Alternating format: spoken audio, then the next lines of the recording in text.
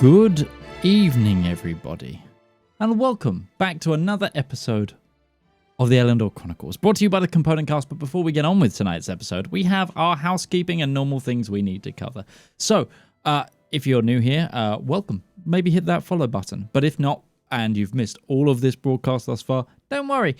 All of our videos, well, almost all of our videos are all on our YouTube channel. Go check that out, and you can catch up on the rest of the series there. Other than that, if you want to support the show, there's plenty of ways of doing so, and some of them are even free. One of which is by becoming one of our... you can just join us in chat, hang out, like the broadcast wherever you're seeing it, share it on YouTube, take that YouTube video and send it around. If you see our shorts, give them a little bit of like, maybe a little comment for the algorithm as well. And if you wanted to help us out monetarily, you can do so by becoming one of our Twitch subs or joining us on Patreon. Patreon gives us the biggest slice of the pie and helps us make more shows like this one. Also, if you want to...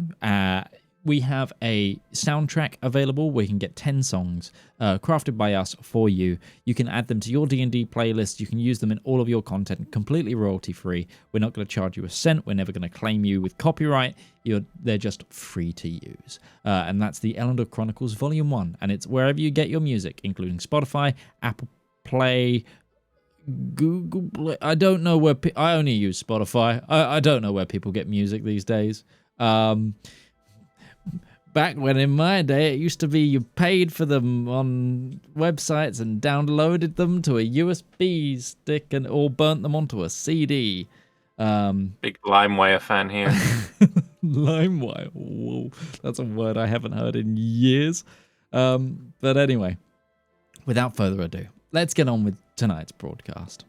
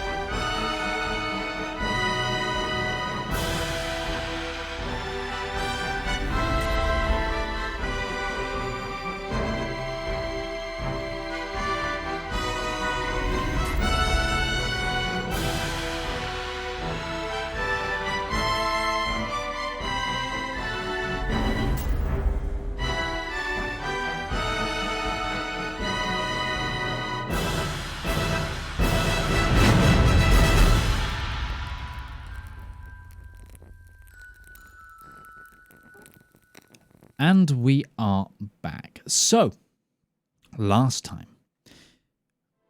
Let's start off with the most important thing. You guys leveled up as we continued the mega siege, the multi-session siege of the Bloodkeep, deep in the plains of the Abyss.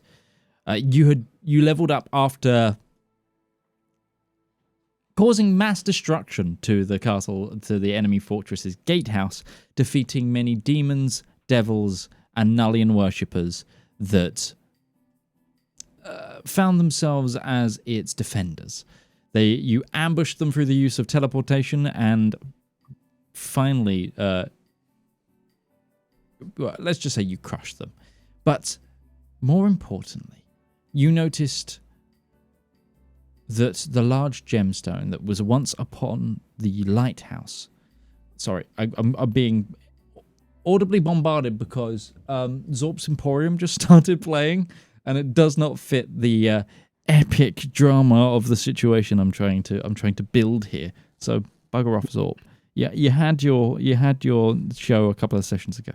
Anyway, the large Selite gemstone that was once atop the lighthouse that you also previously destroyed began to activate. Whatever being kept inside, whatever power, began to fight back against the Nullian worshippers. In that moment, Breton and Valymr took to the skies to see if they could make use of this situation, find themselves maybe with an ally, as it seemed from your previous investigations that the gemstone was holding someone or something. You also The gemstone was indeed holding someone as you freed Zara, the First Lady of Vengeance, an angelic being and sireling of the gods, most notably the god Zachiel, the human creator god. You freed them, and they joined you, and joined your army ready to attack the Bloodkeep. In response to this, the Great Keep began to obstruct your vision. A thick, deep red cloud began to obscure the main citadel of the castle. The various scouts employed to keep watch began suffering mentally as their minds were overtaken by deep horrors. But that was not the only trial that your scouts went through last session, with a group of 10 of them who were sent to scout the possible other path to assault the castle going missing. You set out to find them, find out what had happened, and you discovered that they had been bewitched in some way, with a similar red mist covering their eyes and binding them. They were being entrapped in illusory situations, and not even knowing that they had gone.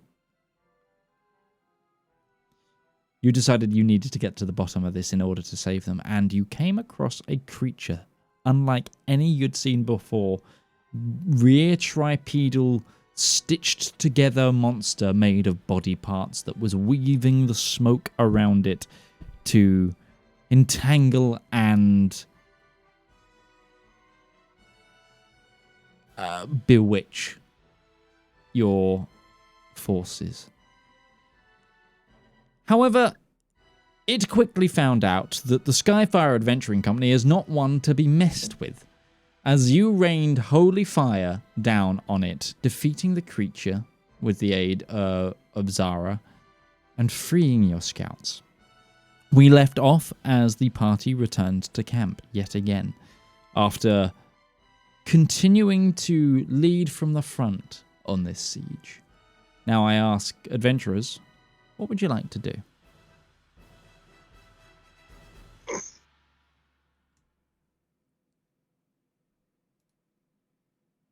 I think we probably gotta head back to our base camp. Like the scouts, we said that they could make their own way back. Mm-hmm. Yeah, they agreed that they would try to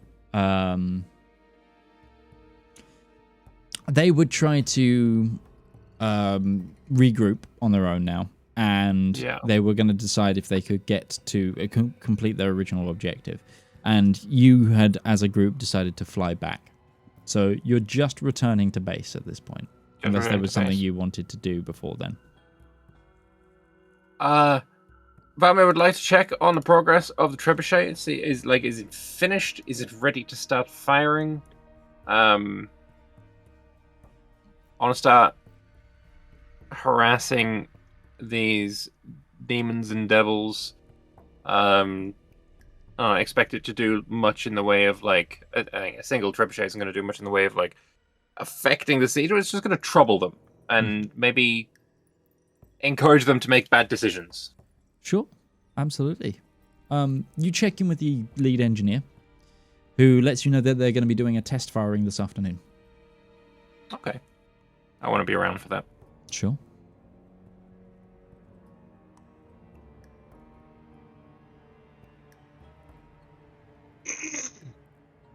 I think Breton is going to spend, I don't know how long this will take, but it'll take some time in his tent. Mm-hmm. Going to be working on a very small project, get out the old Smith's tools and start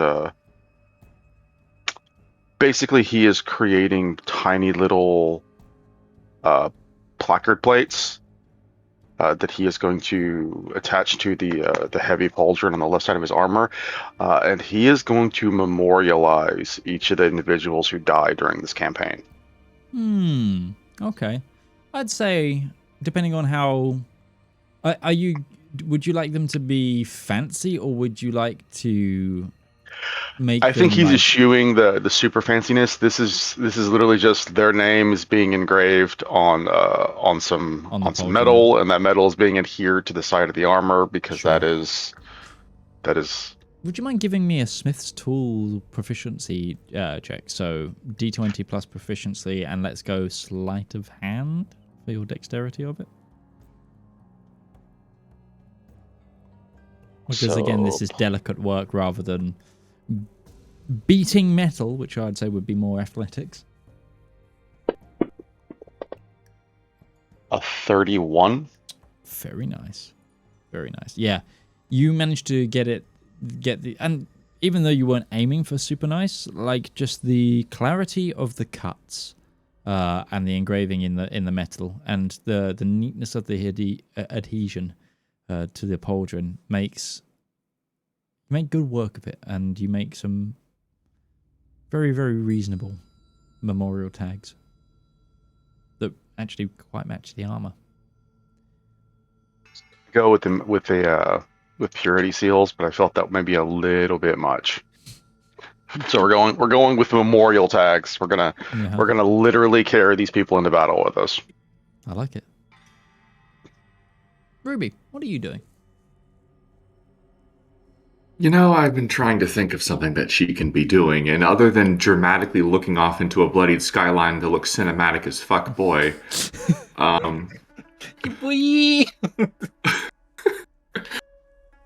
She doesn't have any attributable skills to really contribute much here, so most of what she's going to be doing is checking on the people who are wounded and taking care of them as she can, and maybe spending some time to pray to Brayla.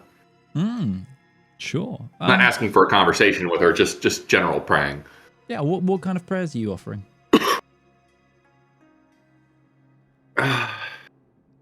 Am I doing the right thing here? Trying to do my best? Sure. Yeah, Rosalinda is also very open to... Rosalinda's very good at getting other people to help her in general. It's... You know that dynamic of, like, the eldest sister / carer dynamic? Nobody denies Rosalinda if she asks for help. That's kind of the environment the aura that's around her. So she does have quite a bit of help, like tending to the wounded, but she welcomes your help as well. And yeah, the most like superficial scars and battle wounds are healed. The issue that the camp has now is some people are still sick from the travel, and others are have received mortal wounds in other ways. So it's like broken limbs that needed to be set and stuff. Especially with how rare healing magic that works has become. Having to rely on the more mundane methods of actually just setting a break in a lot of cases, or and like as dark as it sounds, but saving diamonds for dire situations, etc., or saving healing potions for actually in the heat of battle and stabilization in that way. So people are having to rely on. Honestly, there is a big reliance on making like a chicken soup as well for those who are just trying to recover, especially those that were heavily affected by the mosquito-like creatures from before. Sure, never underestimate the good power of good food. Yeah, absolutely. Especially one made by someone with a chef feat, where they might get some temporary hit points as well. Do I need to roll I know if you want to commit to yourself to actually improving the food for the for the wounded, you can actually just spend some time doing that. I'm not going to make you roll. It's your it's a proficiency feat for you. Okay. Break into the old spice box. Okay. My bag of colding, which I emptied for what's her face? The chick in the mountain. No, I gave her my book. I didn't give her my spices. No, you didn't give her spices. You gave her your cookbook. The one that lived in the Zardom. Yeah. Oh gosh. The dwarf. Mm-hmm. I forget her name. Yeah, the one in the mountain one of the party.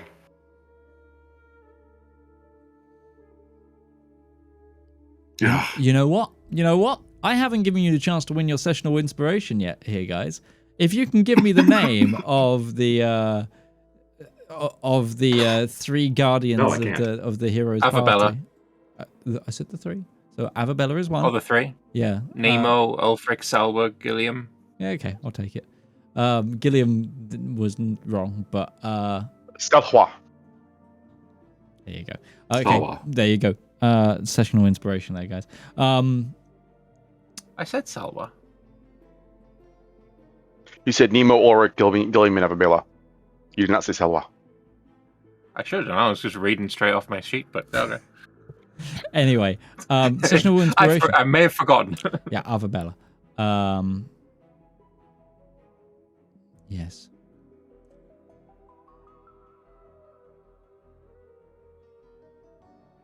Oh. So sessional inspiration. Is there anything you guys? Are you just waiting for the treb? The. I think for me that's what I would be doing. Yeah. Okay. I don't think we've had our siege tick roll. So the test will happen towards the end of the siege tick, and we'll have the siege tick afterwards. So if you guys are just resting and performing small tasks, then that's totally fine.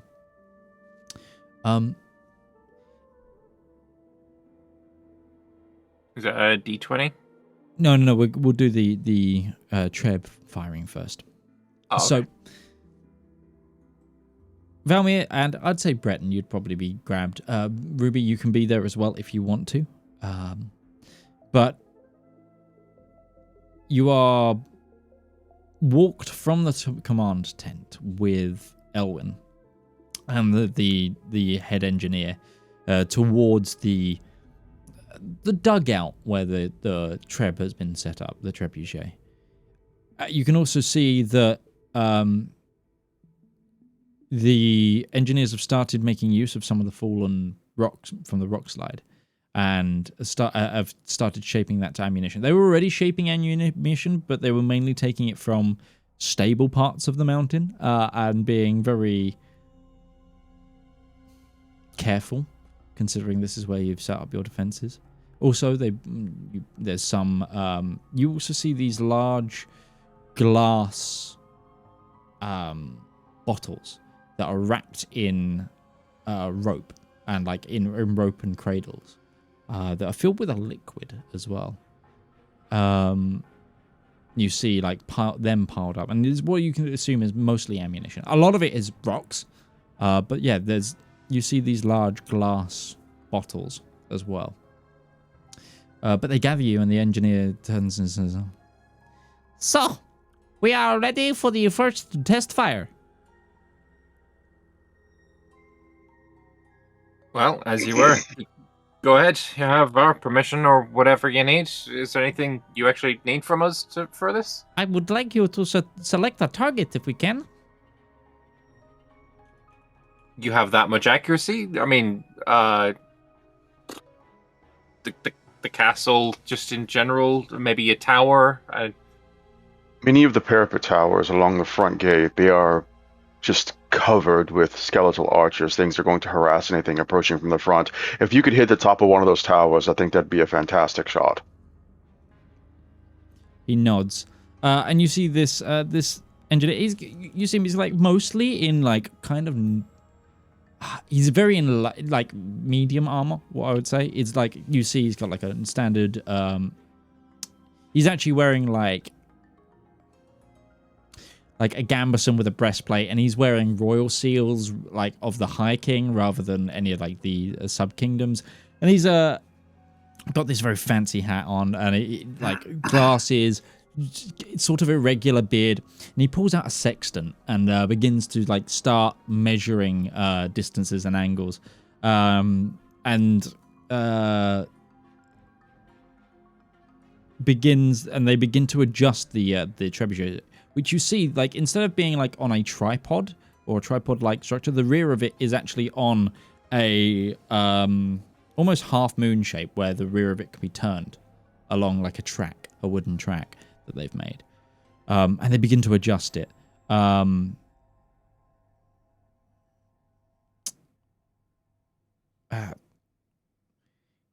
that is it, end. Who would like to do the honors of pulling the ripcord?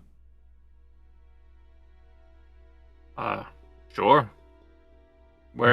Point me in the direction of the ripcord. Sure. Let's get this He thing points fired. you to a large lever that seems to release the counterweight. And yeah. I'll take hold of the lever and Sure. count of 3 then. And after he counts to 3, he's gonna... Okay. I need you to make a ranged weapon attack. So ranged attack with a +5. So it's just D20 plus 5? Yes. Or am I putting any of my skills? Okay, just D20 plus 5. Yeah, because you're not 14. You're not proficient with trebuchets. No. Also, it would be the guy who built the trebuchets. He's proficient in them, surely. All I'm doing is pulling a lever. Okay. Yes, I'd also argue it's not really a proficiency thing. I'm yanking a cord. I'm not gonna aim anything. It's already been aimed. I am a ceremonial like piece of machinery at this point. It's like I'm a button pusher. Yeah. It's why all siege weapons have a fixed attack value. Yep. 14. Okay. Not great, but could have been worse. You see the stone, this huge bit of mountainside that they'd loaded on, be whipped from underneath the mechanism, pulled by the slingshot, and the arm just going boom before releasing it, and you see it come from this mountaintop straight towards the castle. And for a good period of time, as long as you can follow it, you think it's gonna hit. And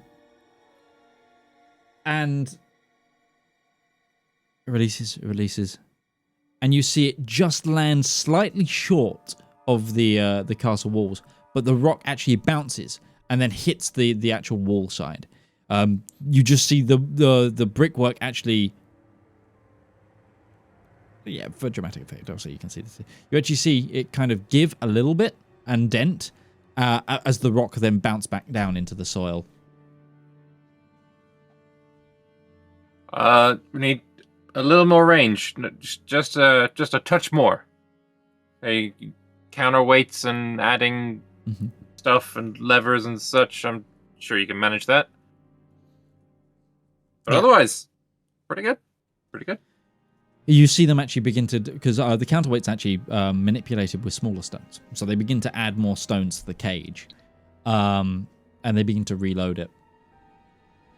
But yeah, there's a cheer as well from those around, because you did hit the castle.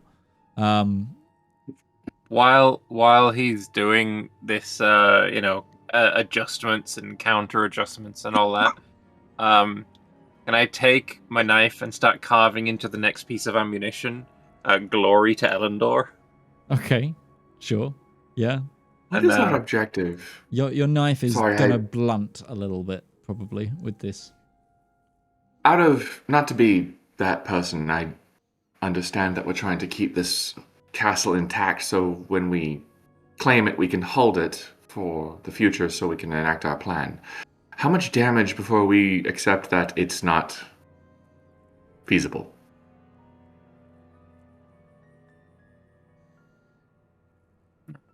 Breaches in a castle wall can be patched up with relative ease. Obviously not to the same standard as it would be beforehand, but the minimization of casualties in taking the walls will be worth the decreased defensive value of the walls once it is taken. I can do that, with only causing about 15 feet of damage per wall that I hit. At a range of 0.3 kilometers? What's that in feet? No, I don't know. 1,000. True, you're speaking to the engineer who made the thing. He's probably using meters. No, we're using feet. Everything's... Oh. Statistically in D&D, I'm using feet. Wouldn't 0.3 kilometers be 333 meters? Yeah, well, Isn't the kilometer 1,000 meters? Yeah. Yeah. So yeah, it'd be a kilometer if it's 1,000 feet, or if it's 1,000 meters. It was about 333 meters. Yeah, but I don't remember. But, Can we just stop fucking meters? Like, we're playing D&D, guys. Yeah. Sorry, I can hit it for about a tenth of a mile, give or take. Okay. 1,000 feet. Hit the mile will be 520 feet. What? Thereabouts. What distance were we again? I've forgotten. It was... You have a map. 12 seconds of super flight, but I can't remember how You far have a that map was. for the deployment zones anyway. Each Does one of that those squares is show- 120 feet. Okay. And you are not in the deployment zone. The normal range of a max range of a trebuchet is 1,200 feet. But because you're up a mountain firing, that's why you've got extra. My range is less than a trebuchet, but perilously close to it. There's a reason that I wanted it to target one of the smaller towers that had skeletons all over it. It was not an attempt to destroy a tower. It was to see if we could start wiping out the more meaningless portions of their forces. If we had smaller artillery to fire at them to not damage the keep and still destroy the skeletons, I would vote for that. But as he just was around, we do have an abundance of rocks right now. I'm saying that I can carve a line to any point inside of that keep that's 15 meters across. 15 feet across. Period. That cliff gave us how much extra range? One square or more squares? Oh, much more. I'm trying to work out how. Like, I'm drawing a line. That line that I've drawn on the map is 1,200 feet away from the castle. That's the 10 squares. I'm just trying to wonder. You're about that deployment zone again. Oh, okay. So we are roughly here. Is camp? Yeah. There are two important objectives that I think we should take into consideration for this. One, we still haven't killed the dragon. And if we don't kill the dragon, we're going to have trouble moving in safely. We could take out as many of the smaller minions as we want. We're going to have to kill the dragon. Two, we haven't looked at it in a bit. It might be worth time examining it again. But we cleared the reason they were defending the lighthouse. They may have abandoned that. That may be ours to take if we want to use that as well. Yeah, I could definitely see that. Like, If we can getting get a to that, solid, I mean, getting a garrison into that lighthouse may give us a forward staging ground that makes the actual assault go so very smooth. it's also within range for Ruby's stuff. You could tailor your attack far more in depth from that position, and it's far more defensible than just doing it from the open. I would need time to cast it, and that would provide protection. I've never cast it before. And above the curtain, it gives Mitch a battle map he can use that he doesn't have to remake up. I think about that a lot more than I should. It's like, well, the DM have a battle map for that. Let's work towards the DM strings here. So why don't we get some garrison over there? I don't think we can get the trap buckets over there. At least not easily. You'd have to build them over there. Yeah. We'll get a boat. No, it's getting it down a mountainside that's the issue. Yeah, this trebuchet is staying put until it is dismantled. Yeah. They just got done mantling it. Yeah. But then they could remantle it. Why don't we and some people get over there to start a garrison? Engineers they're done building the trebuchets, they can get us some boats to get other Farrier troops across. Let's take a look at the lighthouse and see what the actual situation there is. I'm assuming that they've more or less given up. The main defense of it has been given up, but if they've still got 10 Death Knights wandering around just as a precaution, let's not be so gung-ho. You actually would know from the recent scout reports, because this was actually covered in the last session, that they were leaving the lighthouse. Okay. Question. Valymr made the comment of we should have destroyed the bridge. Yeah. The blood lake that is surrounding the lighthouse, how far towards camp does that go? Like, where's the closest part of that lake to camp?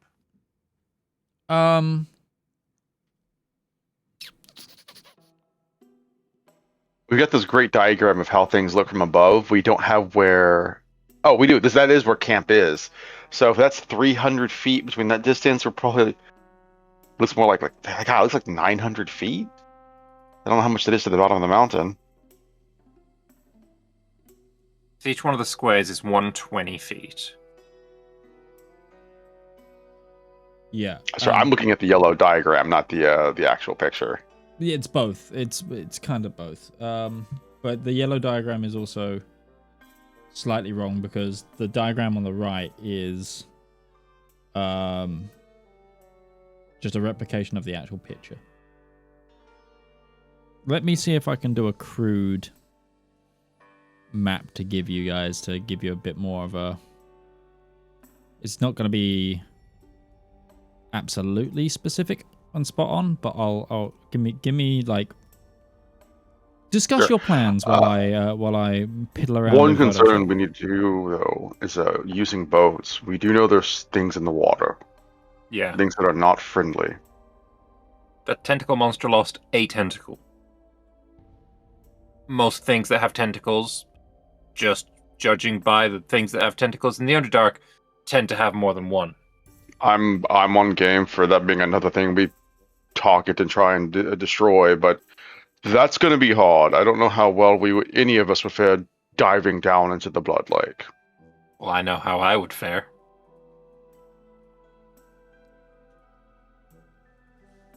Not at all.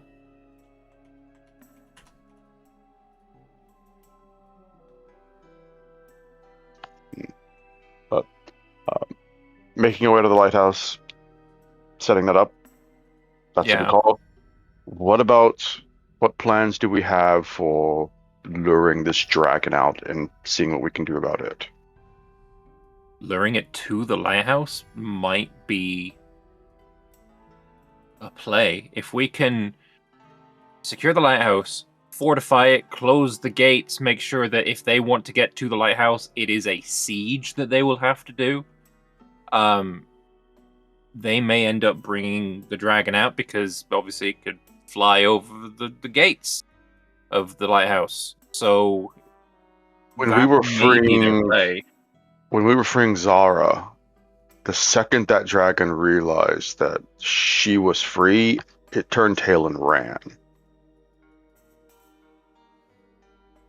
Maybe we could keep Zara hidden. Make it so that she could come out when the dragon arrives. Maybe we can lure the dragon out in some way.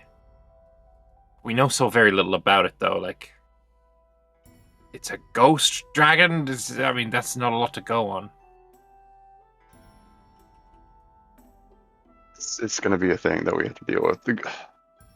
Hunting it would be a lot easier with her, because if it flies away, then, well, so can you. It's something that Zara has been quite useful for. I suppose we can worry about making those plans after we've dealt with the lighthouse for the second time. They did look like they were pulling back. Let's actually take a look to see what they may have left behind, if there's even a tacit force that is just kind of holding it to ensure that it's not just walk in and take it. but I think it should be easy enough for us to handle. Telescope time. Telescope time indeed. Just give me 2 seconds to continue this crude drawing. If we get that close to the keep, Ruby, are you going to run the risk of blowing a hole through one of the rear walls when you start eliminating the front defenses? I can modulate the range to 500. Mm-hmm.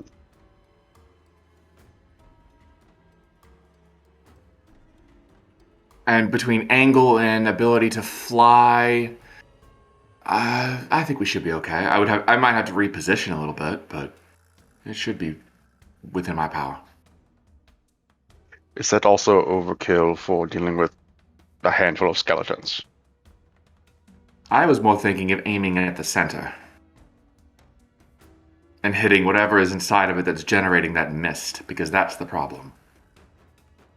If we could nail down what was doing that would be a big deal. That and the dragon are probably the two most significant things we have to deal with right now. I would also point out that once I start casting the spell, it is very likely anybody who could sense magic is going to detect it very quickly. They will respond. Judging by how you're bigging up this spell, I feel like anybody who can detect anything visually, like, probably gonna have a smell on it. Like, I feel like people are gonna notice. Senses the weather with his kneecap. He's gotta be like, in agony. Mm-hmm. I can subtle cast it. Okay. Yes. I don't have to say the words. You will just hear the screaming of thousands of atoms ripped asunder as my beam of bullshit goes forth. It's nothing. It's nothing. It's nothing. I'm firing my laser. Blah! Right. Let me just share with you this MS Paint level drawing that I've done in handouts. I apologize that I don't have a better way of diagramming this, but it's all good. Okay, so the bottom of this image is where your base camp is. The top is the castle. Yeah. There is a path down the mountain that joins into this causeway. The weird squiggly sperm-looking thing, that's the lighthouse and the zigzag bridge back from it. Mm-hmm. Then you have the causeway gap on the far left, the little one that's like island hoppy, which is where your scouts went. And then there's more open ocean. From your, like, if you extrapolated this out and out and out, further and further, the two mountain ranges that you're on is two islands in a giant sea of blood. Okay. So yeah, that's my idea. Aim for center mass, carve away all the way to the main Bastille. We can refortify it once the castle's held, because it's only a 15-foot wide hole. And there's plenty of rubble. Yeah. Does this spell you have delete the rubble from existence, and we'll have to get rubble from other parts? Okay. Unless it's magical, it will annihilate it. I mean, that's a good distinction, because, this thing does have a ring of magic around it. Maybe these stones are somewhat magical? I think you're hoping. I don't know if I'm hoping or not. But it's either a hope or a fear. I don't know if there's anything much in between of it, though. It's a good name for my spell. But yeah, I think Lighthouse, it's a good choice. Okay. You never know. I mean, maybe Zara being there will be in and of herself a lure. Beth, can you put the correct spell description on your spell, please? Because currently it's still it's Meteor Swarm right now, not Meteor Swarm. Yeah, it's Meteor Swarm. Yeah. I actually don't see where to do the description. Should be able to just edit the spell. I see the damage, dexterity, the damage, but not so the you actual. need to click the eye on the left-hand side of it. Ah. Okay. I could fix that. Stand by. Because also it's like currently the range on that is a mile, and that's not the range of your spell. No, it is not. I will fix it. The casting duration is currently instantaneous, which it is not. So yeah. It's an action, but yeah. Well, the charge, it doesn't have the charges and stuff. Yeah, I got you.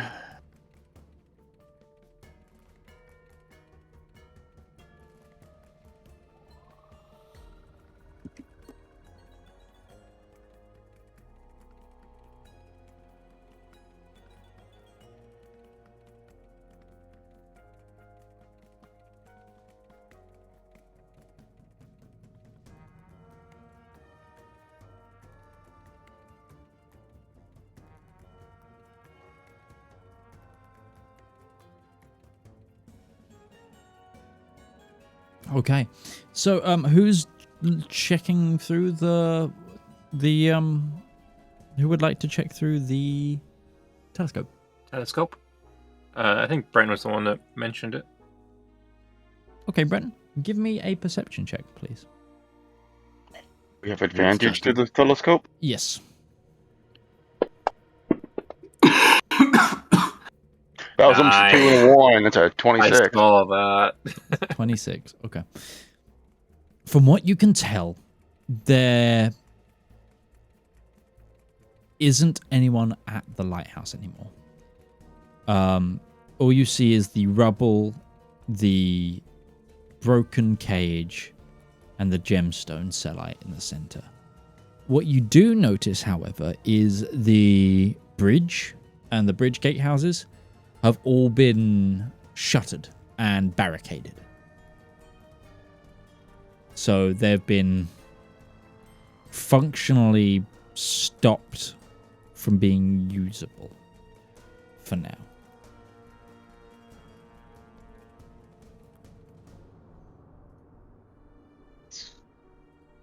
Something we would control from the inside. I think that's actually ideal. We just need to get down there and do it.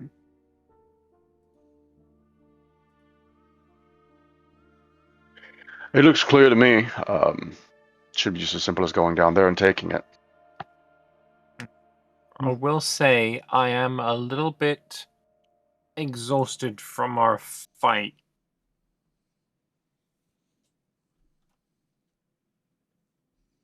Like, we can do it. We can go down there, but I will not be fighting at full gambit.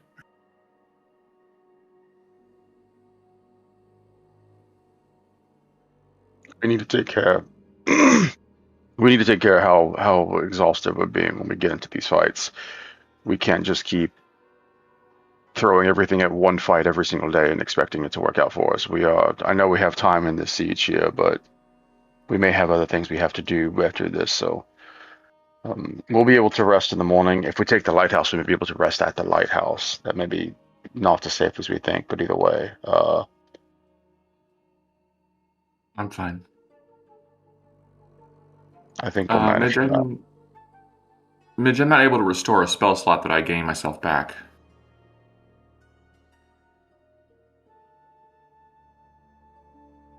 Interesting. I can't click on them at all.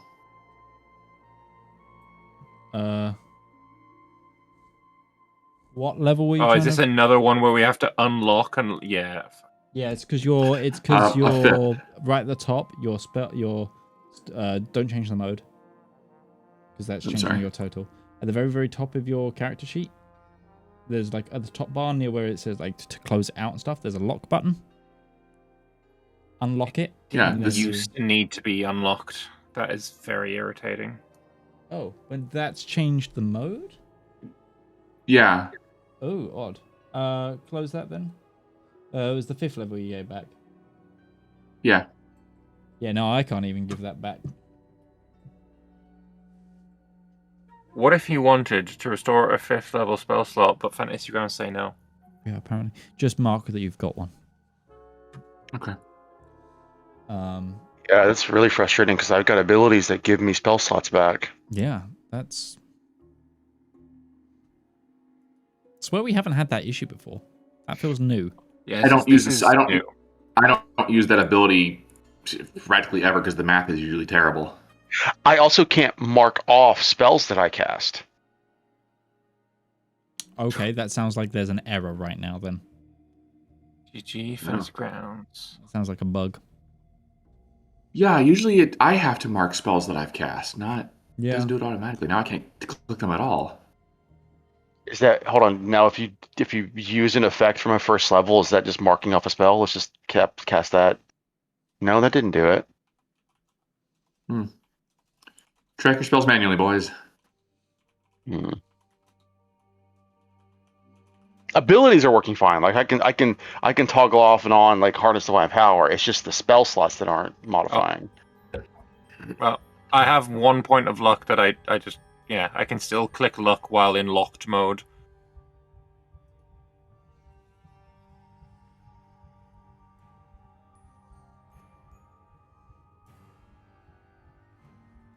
I'll make do. That's weird. I don't know what they're trying to change there. All right, so Zara's fast. Zara can make her way to the lighthouse very quickly, in just 30 seconds, if not that. And can bring people with her, so we don't have to teleport. So why don't we... Well, I was going to think, let's not take Zara in the initial foray if we're going to try and lure in the dragon. Let's take a very small force, see if the dragon responds to us, and if it does, she can basically move in to help with that. If it doesn't, then once we know it's secure, she can start ferrying over the people who are going to garrison the lighthouse. Yeah. Let's go talk to the commanders.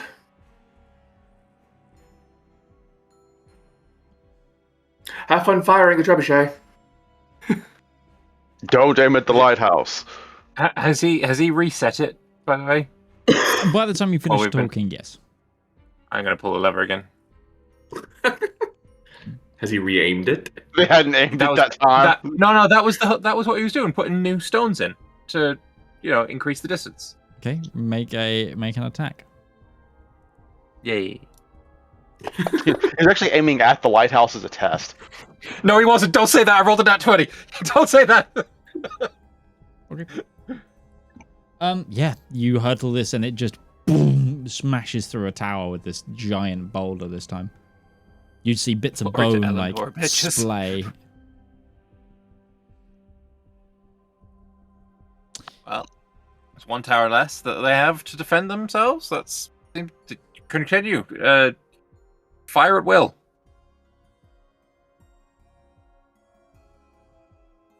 But hates that fucking line. Nobody's ever said it to me. Really? I've never had somebody make that stupid ass joke. So congratulations, you're the first. Hey. I missed the joke. My real name is Will. My name is not actually Lake. My real name is Will. Oh, it's not something I've ever revealed on the internet. Thank you, Beth. Excuse me. But it's fine. My real name is Lambert. My real name is Alex. What? You're not Midge? I'm also not small. I can confirm that one. Though, compared to me, still a little smaller. No, I'm probably the shortest guy here. I'm still 5'9". 6'3", I think. 5'11". Let's go. Yeah. Apparently, I've just looked it up. There's a bug with Fantasy Grounds right now. We'll make do. It's whatever. This isn't the first time they've broken it either. It is what it is. Cool. Yep. Yeah, you just see this tower get absolutely annihilated. Now, you will say that the loading time of the trebuchet is a little, to take into the calculations and stuff. It's a little long. It's not going to be something that you can instantaneously call in and fire sort of thing. Yeah. But with enough time and preparation, this could do some damage.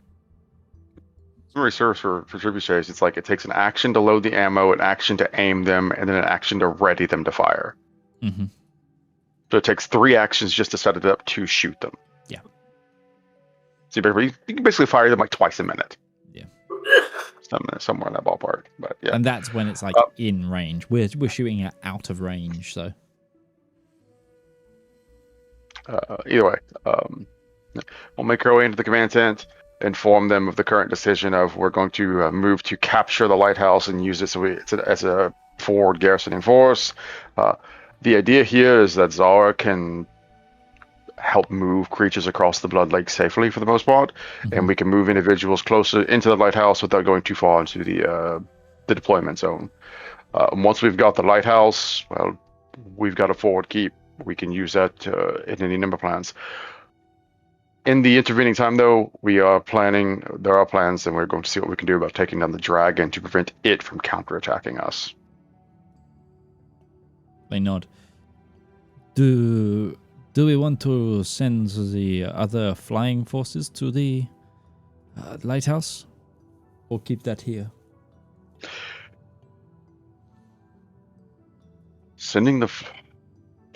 My hope is maybe we draw the dragon's attention. If we can get it to come to us, that would make it a lot easier to strike it down. It might respond to flying forces. We sort of dealt those that had pretty heavy blow in the initial fighting, so if they've got not much left, then the dragon may be what they're using to deal with that. It does seem like it's afraid of Zara. I don't think it's not willing to take that on in a fight, but for the sake of this, that's why we're hoping to hold her back just very briefly and utilize her more Be right back, guys. I apologize. practical abilities.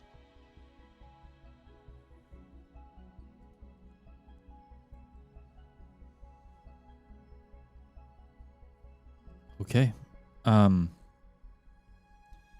We do need to... If you think it's time to... Or soon be time to... move to assault the keep with all the work that you've been doing, we will need to... It will take time to muster the forces, get everybody into position, and actually plan the final assault. So we do need to be mindful of that. I think we've still got at least maybe a day, maybe 2 until that comes. We want to see if we can't deal with this veil of mist that is surrounding the keep. That's a primary important target. We also want to see about dealing with the dragon. They may have got something else that they are holding in reserve that we just don't know about yet, but we can't wait around forever to see what that is. I think the plan here is simple, and it works. Deal with the dragon, deal with the blood mist, and then from there we have the lighthouse to move in the early attack. Thinning out the Blood Knights would also be quite nice. There's just a little too many of them right now. Blood Lords or Death Knights? Death Knights, I think, is what I meant. Mm-hmm. Although Blood Lords also probably something we want to make sure they don't have many of. We don't know how many of the Blood Lords we have. We do know that they do have 2 handfuls of Death Knights left, and it would be nice to know that they're not there waiting for us. But again, pick the most important targets and deal with them as we can. And that dragon seems to be the most terrifying. Followed briefly by that blood mill. No, the blood and mist is probably the most difficult thing to deal with. The dragon is going to be a very close second. Yeah.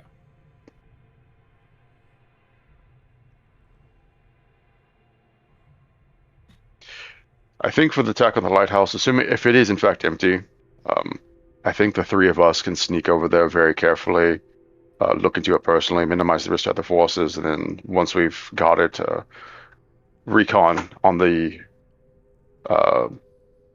spyglass. They can wait for a signal from us, and once they receive it, they can start moving troops over with Zara. Yeah. Start to move into garrison it. Very well.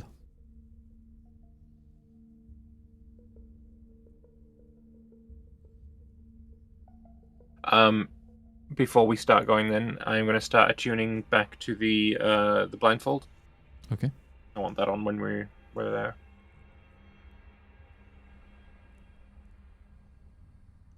Anything else? Any other As that preparation? takes half an hour, I guess I would also be able to get myself my Warlock spell slot back. You might be able to take a short rest, yes? Yeah. Okay. Any other preparations beforehand? Or are we just doing the short rest?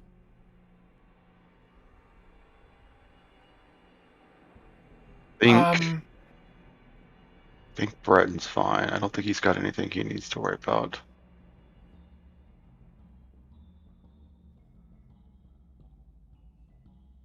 A short rest gets him back one resource. It's something.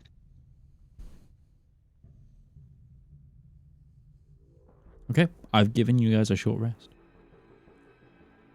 Yay.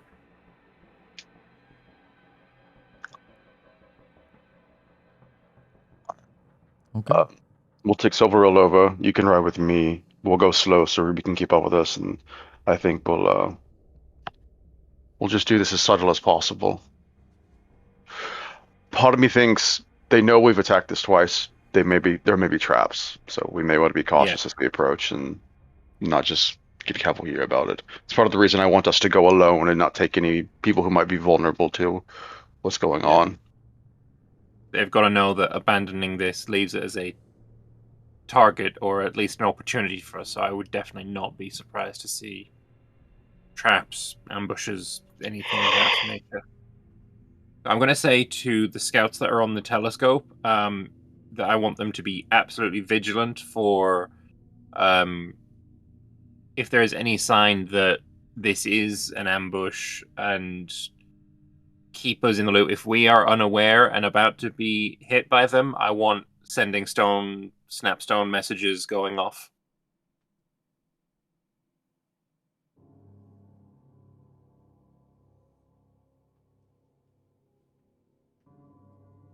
Okay.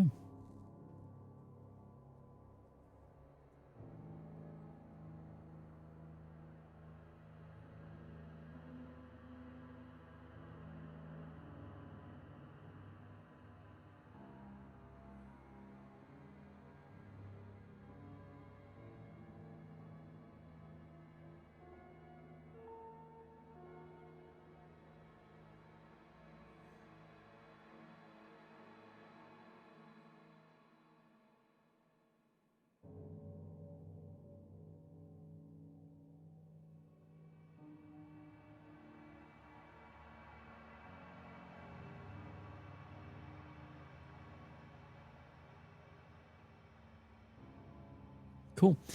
So, you begin to make your way over to the island. To catch you back up, Beth, just in case you missed it, you've had a short rest and you are beginning to make your way over to the lighthouse as a 3. Okay. As you're flying, you say you want to take this carefully. Do you want to give me perception checks as you get closer? My perception is limited because of the blindfold, so I probably shouldn't. You probably can't. My perception is limited because I can't see shit. Yours was less a roll, more your dice just dropped on 6 and stayed there. I got a 5 for a 13. Okay. I'm glad to see my luck is consistent. The 13, you take a look around. And yeah, it's just as before. It's just the husk of what was a lighthouse and previously a battlefield with a demigod. Like there's shards of gemstone everywhere. For one thing, the Selite crystal absolutely fractured and destroyed by the escape of Zara. Also, the force damage that she did in her bursts of anger teared through so many, like some of the outer walls. There's a hole into what looks to be a basement area. The tower itself was also destroyed by Darkstar. It's little more than a pile of rubble, this place. Still got walls, still got a gatehouse, but outside of that, the buildings practically unusable.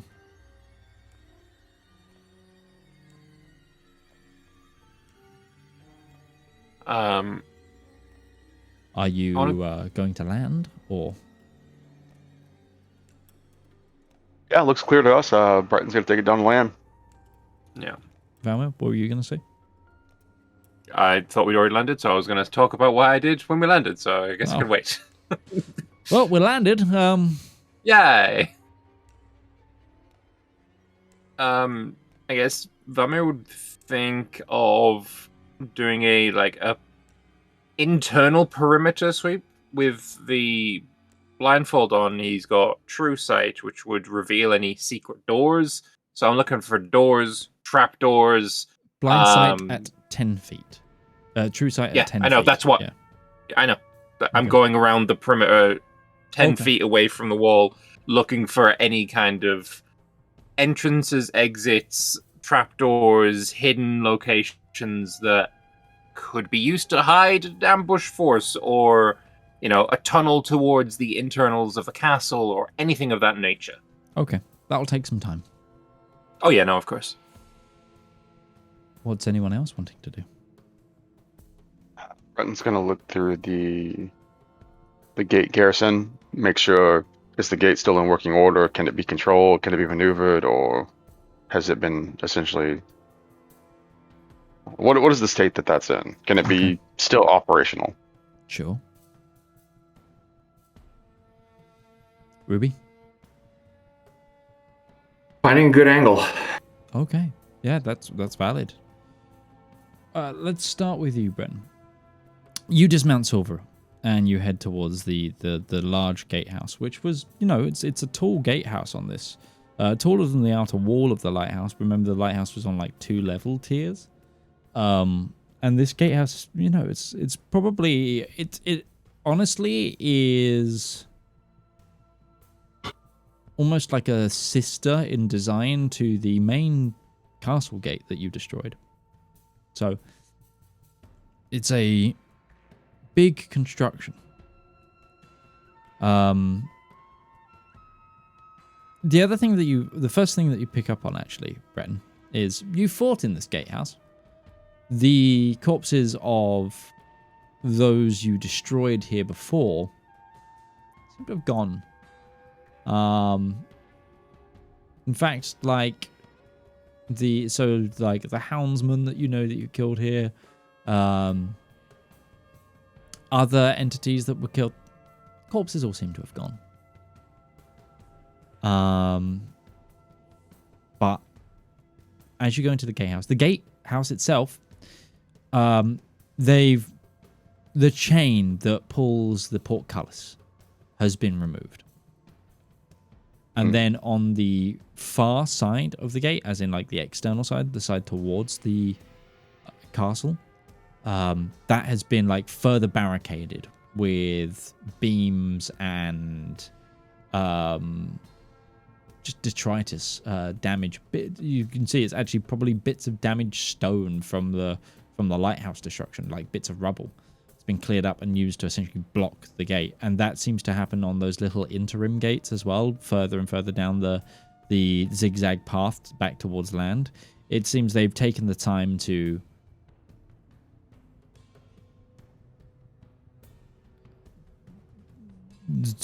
make this not a path that's easily or very quickly traversable.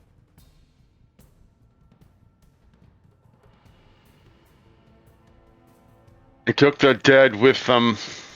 I expect we won't have seen the end of them at this point. They've also blocked away the causeway gates, so getting this operational is going to be a bit of a task. I can clear the causeway gate. If you want that to be my target. Blowing a hole in the gates means that this place isn't garrisonable. We can fix it. All we need to fix this gate right now, though, is a chain. A little bit different to making a new portcullis and then also attaching a new chain to that afterwards. Again, it just means the lighthouse may not be the force staging ground we thought it was. No, we should still focus on doing the damage to the keep itself. That was the better call. That was the plan.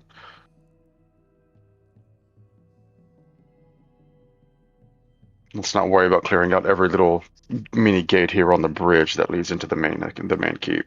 Yeah, but as you look, some of them aren't as well propped up in defenses. Like, it's going to say, it's like one of those ones that's like, okay, if you get to the one that's probably halfway through the zigzag, it's like, it's going to take you like 20 minutes to clear, like with a reasonable force. It's just, if you're being peppered by ranged attacks at that time, becomes a bit more difficult.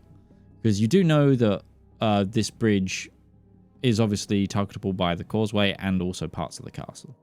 You're probably at the extreme range of where if they were able to hit, they could.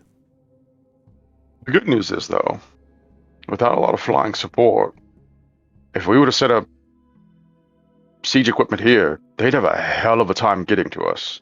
They literally blocked the path to us. Yep. What if we had an easy way of getting the trebuchet here?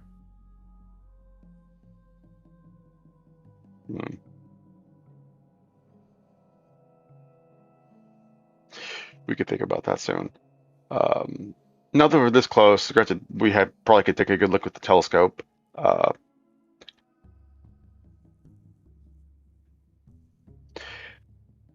Could Zara carry a trebuchet? Like, if it was put on a platform, could she just... It's like, if she just picked it up, would it fall apart under its own weight, or could it support itself? That's also a good point of the question. No, put it on a platform, lift the platform, and just fly it across. Just Superman it? Yeah. I mean, she's a fucking demigod. Dost thou even hoist is a relatively decent question for her. She's what, strength 30? Yeah, that's divine strength. I'm pretty sure she's gargantuan, so she's almost as big as one of these trebuchets. We've established she controls how big she is, so she can be as big as she wants. Yep. Valymr, give me an investigation check at advantage, please. Abso-frickin-lutely. Zara, dost thou even hoist?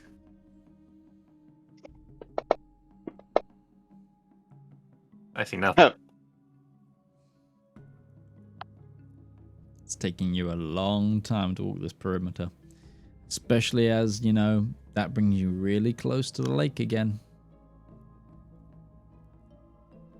You've been dragged under once. There's a 2-story high wall between you and the lake. Come on, there's nothing to be afraid of, Valymr. What if the odds one of those tentacles comes out and snatches you, pulls you in, you're gone forever, drowning at the bottom of a blood lake?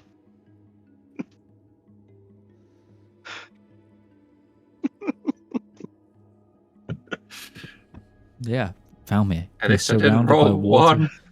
Valymr, you're surrounded by water right now. And you can't see it because you're blindfolded. You can see it anyways. There's a wall in the way. Yep. Okay, so your investigation continues. Ruby, as you assess the surroundings, do you know where the perfect place to target the main castle would have been? The lighthouse? I could fly up to that position. Like, literally, No. It's not hard. That lighthouse doesn't exist anymore. Okay, but I don't need... I can fly to the angle of where it was. You can. I could cast while flying. Yeah, it's more the fact if you wanted to, use it whilst in cover. You could absolutely stand in cover. Go invisible. The closest would be... do you have greater invisibility? No, but people around me do. Do they? Valymr has invisibility. I have invisibility. I don't have greater invisibility. I don't need greater. You'd uncover as soon as you started casting. Once it's cast.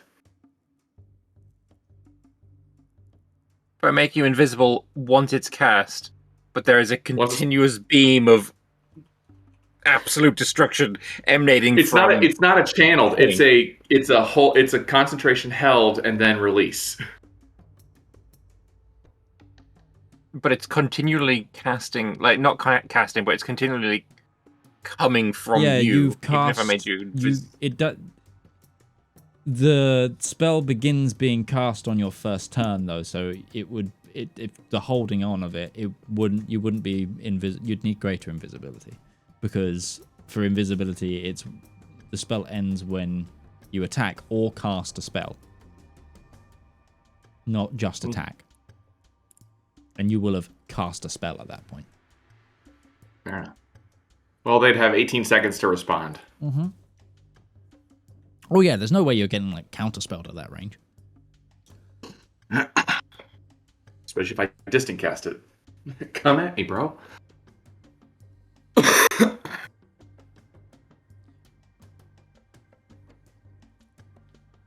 Yeah.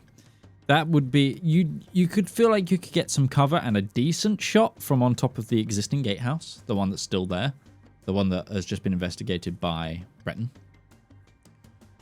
But yeah, the perfect angle, because you'd probably also be able to see over the wall slightly. The first layer of wall would be essentially where the lighthouse was. I also think maybe we should take a chance, go up. Let's see if we can't spot where in the keep specifically this mist is coming from. I know it's blocking a lot of the keep, but if you're trying to aim for that, let's try and nail that down. Not a bad idea.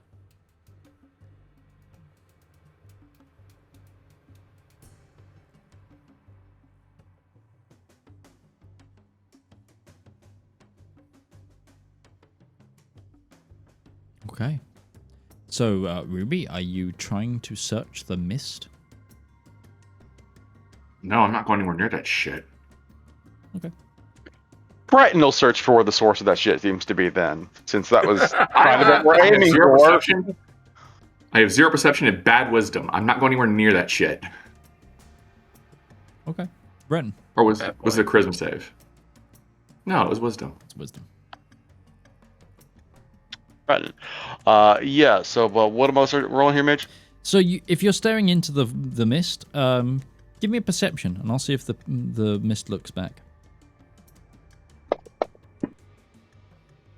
22. Okay. Yeah, throw me a wisdom saving throw, just in case. You can't be frightened, so this won't have as much effect. 27. Yeah, okay.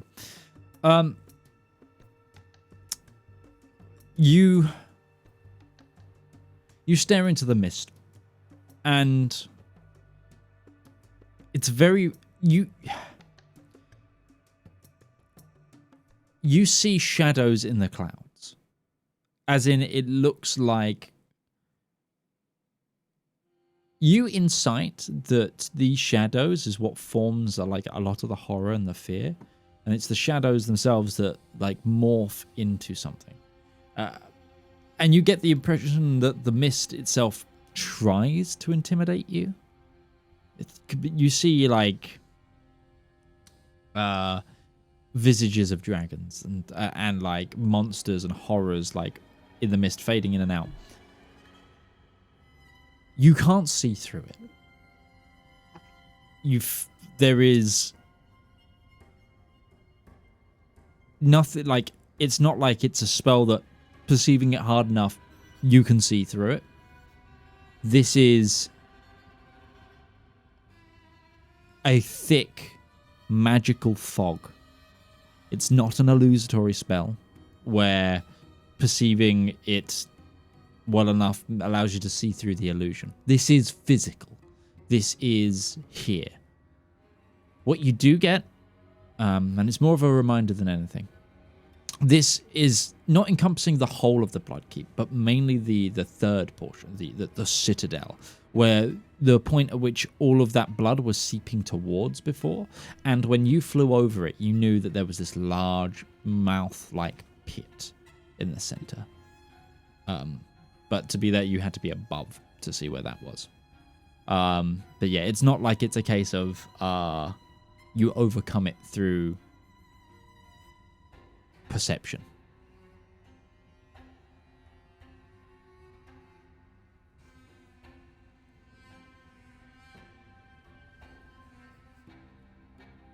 Yeah.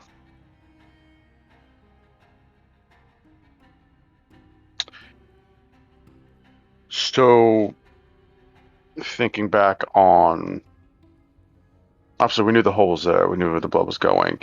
So, to give a good comparison, you remember when we destroyed the forge, when the Vorpal dagger was dropped down into the mouth of the beast? I think this mist is coming from a very similar place. I think there is something horrible down there in the very depths of this castle that is spewing this up from above.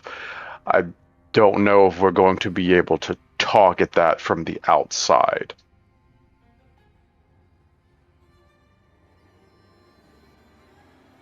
Hmm.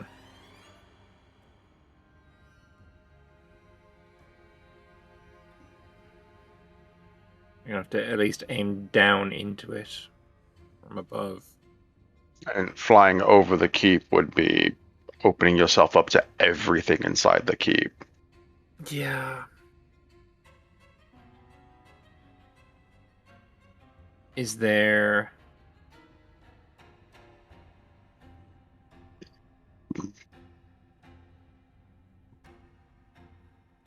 Is there maybe a possibility that we can find another Vorpal weapon that we could just drop on down in there? I don't know if there's actually a living creature. I'm just saying that I do believe that it's coming from a similar concept. It's a pit that is cored out at the base of this place. It's not on level. It might be somewhere between floors 2 and 3, 1 and 2. But it is somewhere beneath the hole that was up on the 3rd tier of the keep.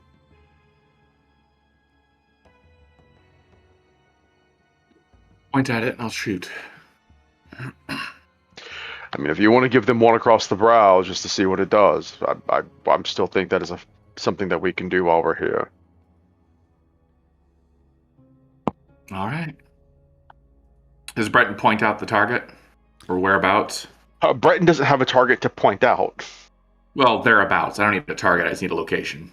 General, I don't like this direction. Please erase this direction. I mean, he'll point. You know what? He will point towards the general position where he thinks the opening of the mouth is, the hole that there was in the top of the 3rd level. Okay. What's the range of your spell? 500 by default, or 1,000 if I extend it.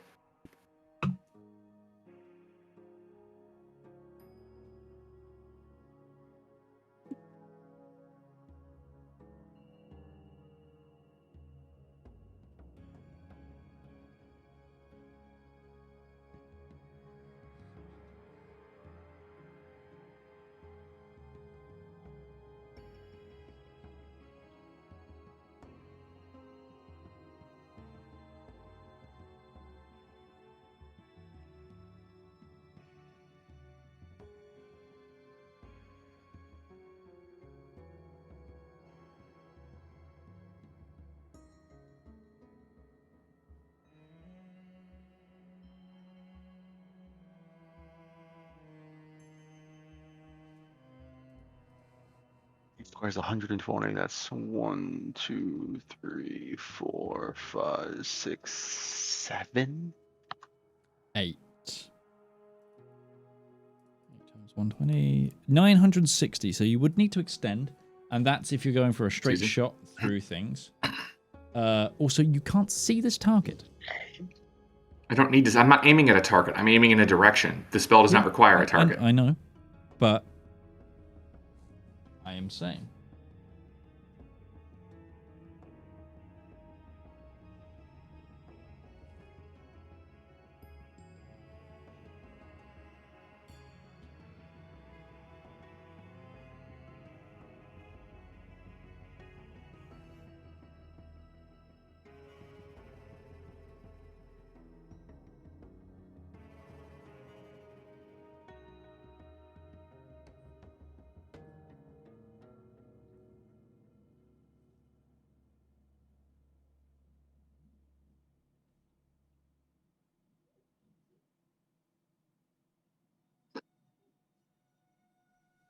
Cool. Yeah, go ahead and cast your spell. All right. Do I need to fly up, or am I good where I'm on the ground? You would be shooting through your own wall if you stayed on the ground. I would fly up. All right. Then Ruby begins to ascend.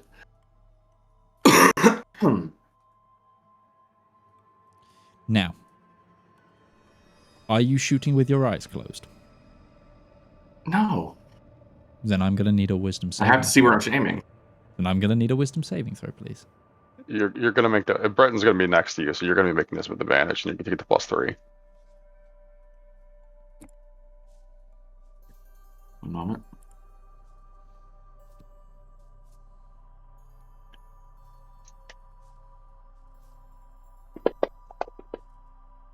Natural 20. Nice.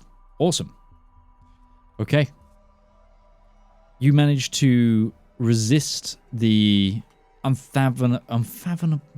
Why can't I say that word? Unfathomable horror of the mist. Yeah, go ahead and begin casting. All right. She closes her eyes, and like her fingers are shaking, not from fear, but from a weight of finally letting go. She drew one trembling breath as the world kind of falls away from her. Heat flares beneath her skin, that warm and familiar fire that you've always seen, but a little more tempered now, guided not by prideful wrath, which she is so known for, but a little more humility to it. As she says, Brayla, patient see who chose the faithless. And as she does, a sudden coolness is released through the air, spiraling gently around her ankles, weaving like an embrace of seawater and memory. It mingles with fire around her, creating this kind of haze of vapor that dances around her form. Her hair lifts up, shifting between dark crimson and radiant gold, depending on what angle you're looking at or catching the glow of a spell she's never dared before. Soul, keeper of the ember. Second tier is ticked as she flickers her eyes open, now glowing softly with golden fire. She feels almost like invisible hands were lifting her, holding steady before she raises a hand toward the blood keep. Fingertips trembling with an intensity she can't hide as energy gathers into it. And Caloris, flame that burst the dawn. At the sound of that name, her whole body arched as wings of flame burst from her back in a cascade of embers and golden sparks. She kind of looks over to Breton with a faint smile before she takes her final breath and exhales this beam of fire, water, and heaven at the keep. Sure. You begin to aim it up towards this center citadel. To the moment of where you can just see the bottom of this like castle layer of the second layer meet the shadow cloud. And it takes, and this beam of brilliance just pounds into the wall. You feel, all of you, as Valymr, you're still on the ground, you feel the world, or this plane of existence, shake as it's almost like the world around you rattles. The air smelling of an odd sweetness as Ruby casts. You roll damage for me?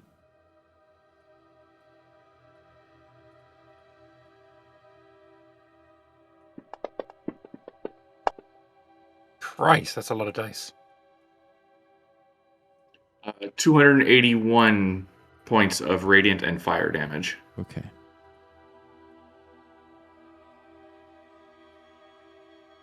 The light that... The point in which you hit the castle begins to glow hot, like heated metal. But due to the nature of firing towards this cloud. Outside of that, it's hard to see what happens. You do sense a response, though, instantaneously from those in the castle, as shouts, hollers, calls begin to ring out. You hear horns, you hear warnings, you hear the roar of beasts. And an almost tantamount buzzing, like a hive reacting to the beekeeper.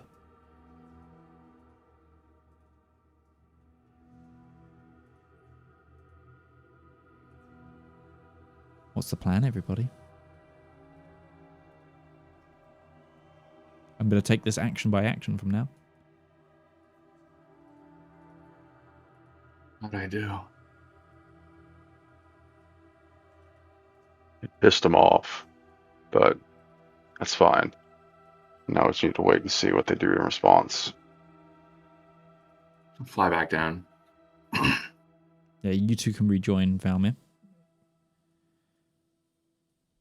So that that takes 18 seconds to cast. 6 if I don't empower it, but yeah. What version of the spell did you just cast there? That was the 18-second version. Okay. Well, I'm looking forward for the dust to clear so we can see what kind of hole it left. I don't think I hit whatever was causing the fog.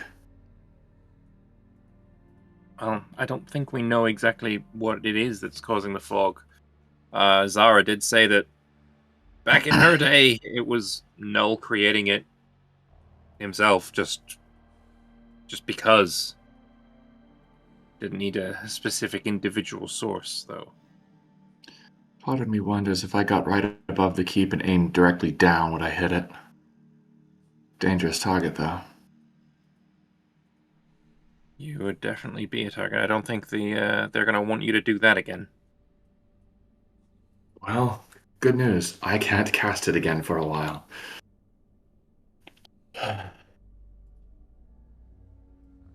Just keep an eye out and see how they respond to us. Sure. Yeah, absolutely. Yeah, I can't modify my spell slots, so I have to mark it manually. Yeah, I don't know what the glitch there is. You give me a perception check, Breton.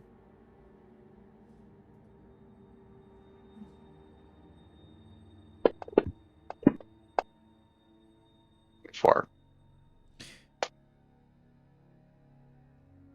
You see, if you look at the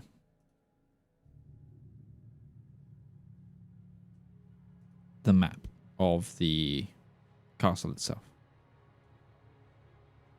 be the best way for me to illustrate this to you.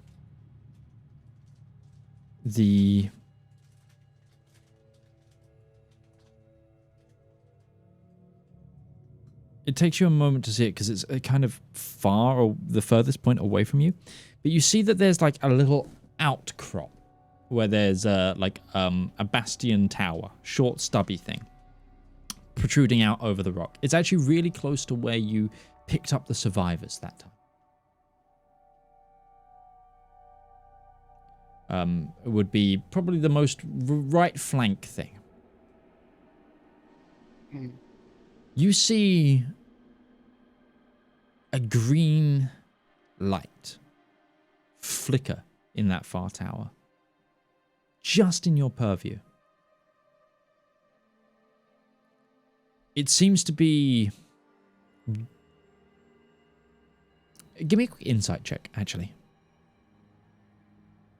Insights. Yeah. 7. You know what? I'll allow you to have advantage on this, considering your perception roll. 10. Okay, that's enough.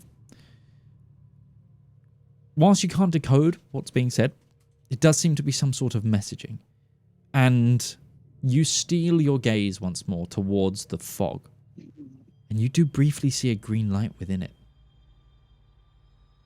There is a source of energy that's piercing the veil that they seem to be using to communicate up and down the fortress.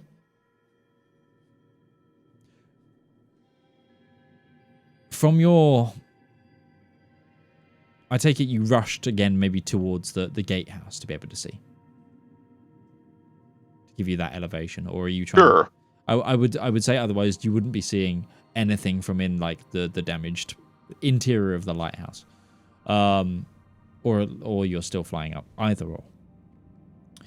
You also see the fog, the cloud, begin to spill slightly.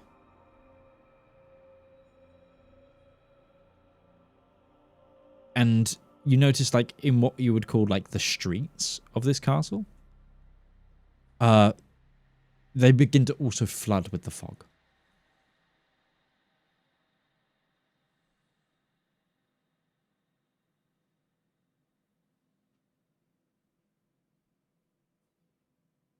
Messages between layers.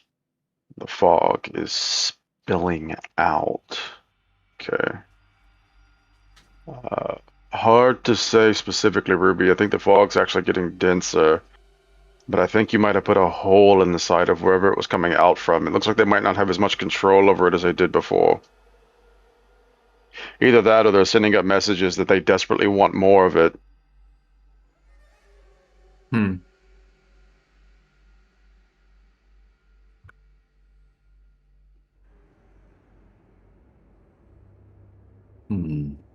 150 feet. Yeah, no, I can't do anything about that one. Oh, yeah, I need a Markov's distant cast. How many is that for a 9th level? I think distant cast is always 2. Just one. Distant spell. It's buying back spell slots and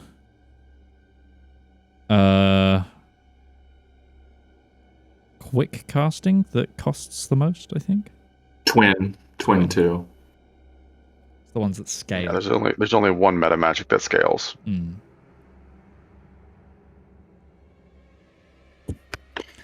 Anyway. You get the impression as well, Breton, from where you are. You hear, although you can't see it, you hear it. You hear marching. Marching. And it seems like they're on the move. I think the hornet's nest that we kicked, I think they're finally going to do something in retaliation. Okay.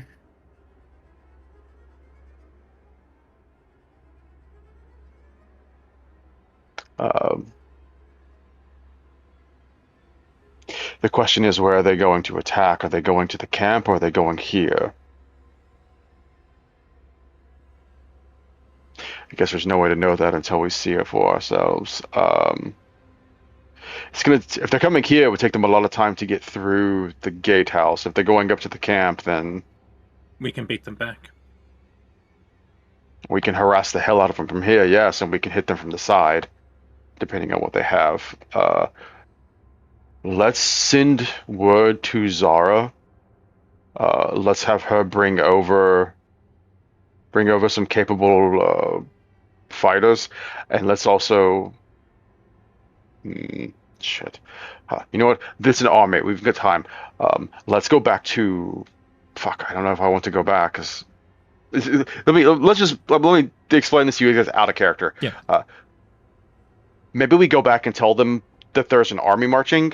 Do we want to move like the flying units over towards the lighthouse? Because if they're attacking the camp, we can hit them from the side, from like we did with the monsters that was going to attack us on the way here.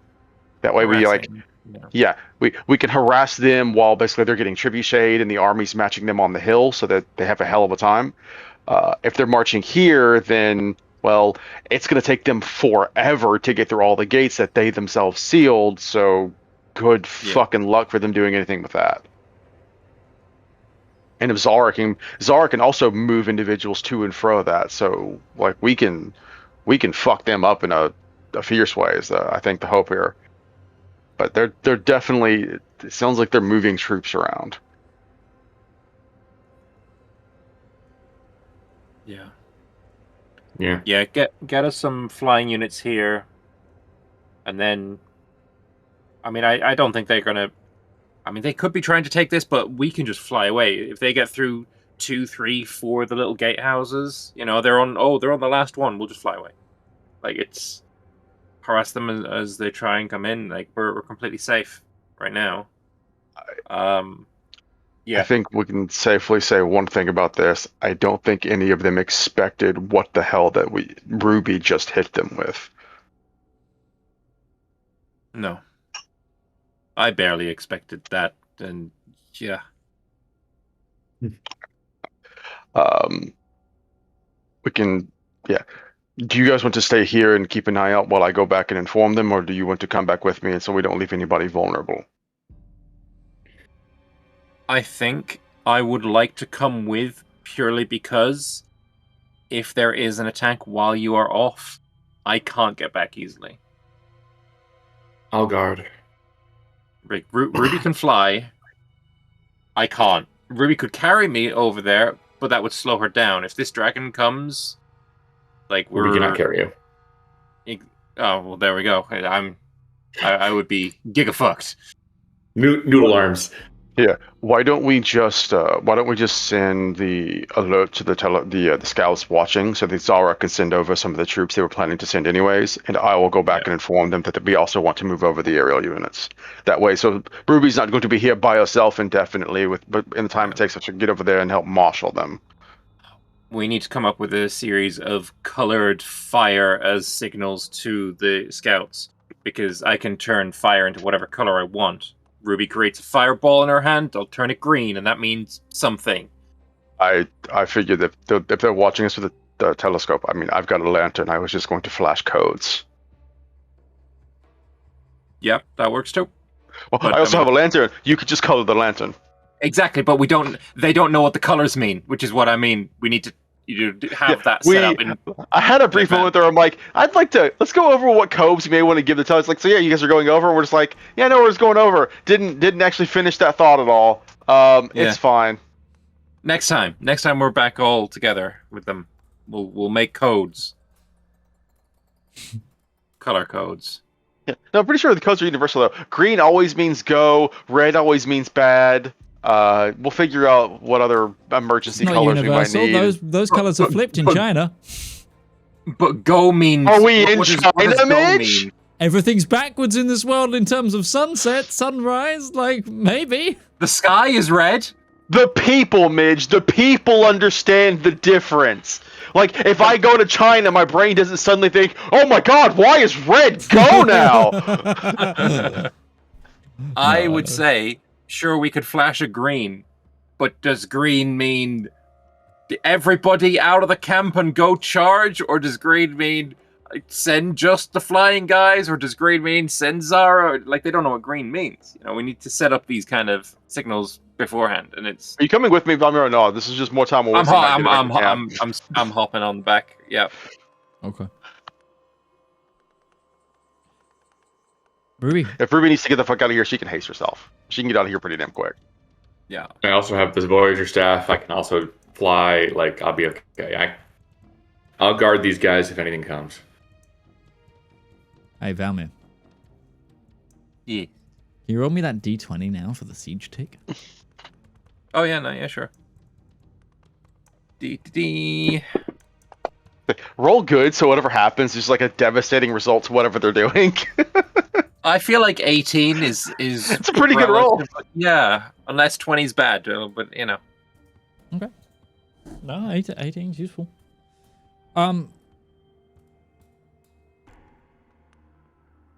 Sure. As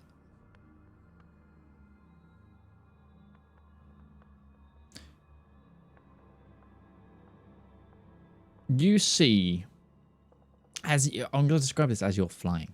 You see the trebuchet fire, but instead of one of the stones, it fires one of those big liquid filled glass bottles. And because it's much, much lighter, Not much lighter, but, water is still heavy, or liquid is still heavy. Water's really fucking heavy. What are you talking about, man? Compared to stone, though, it's... Depends on the type of stone.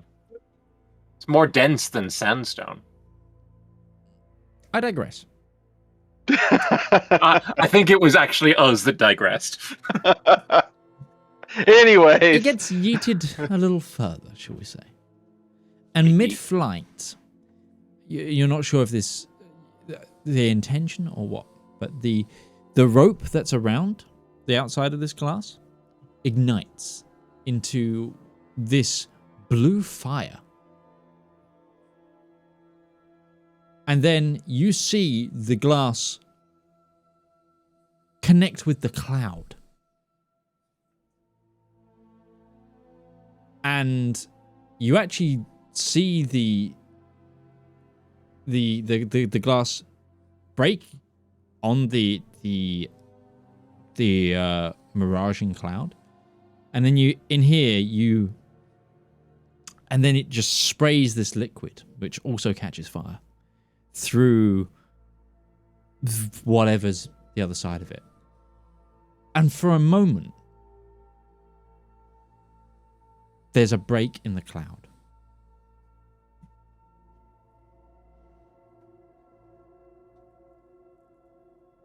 I will allow everyone to make a perception check, unabated by the cloud, to try and see through the gap, to see if you pick anything up. Am I blindfold on? There's my 3. There's my 8. We have inspiration. You do have a sessional inspiration. Fuck it, I'll use it. Why not? It's not group wide. It's just me. Breton, We're going to use a sessional inspiration. I think it should be on Breton's. It's a 25. Okay, Breton. You get a quick look towards that mouth again, that hole. It doesn't seem to be like an actual moving mouth. I've called it the mouth of the keep because I didn't think this was like the living creature. I was just comparing it to, there was a pit before and the pit seemed important. I think this seemed to be the core of it. You see a creature within it. I just like the pit, great. Like you see a creature hovering above it. It's skeletal. And let me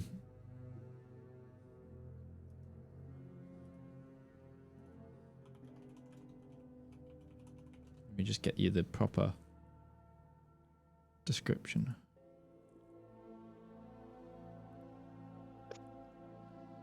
You see what looks to be like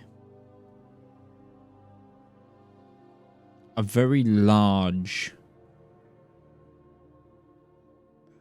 skull floating with a singular eye socket. And it is concentrating some sort of magical energy towards the hole.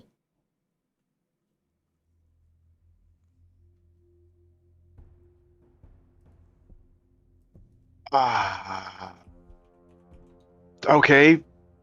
Good to know. Single eye.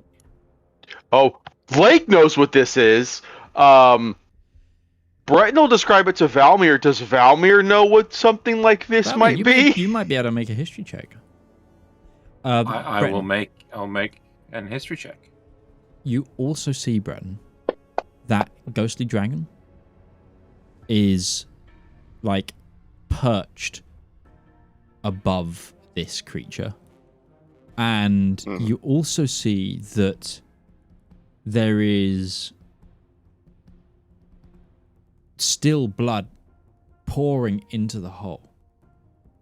And you notice as well, surrounded like this main creature, this skull, seems to be directing Nullian wizards and worshippers to also direct magic towards they seem to be forming some sort of enchantment, some sort of I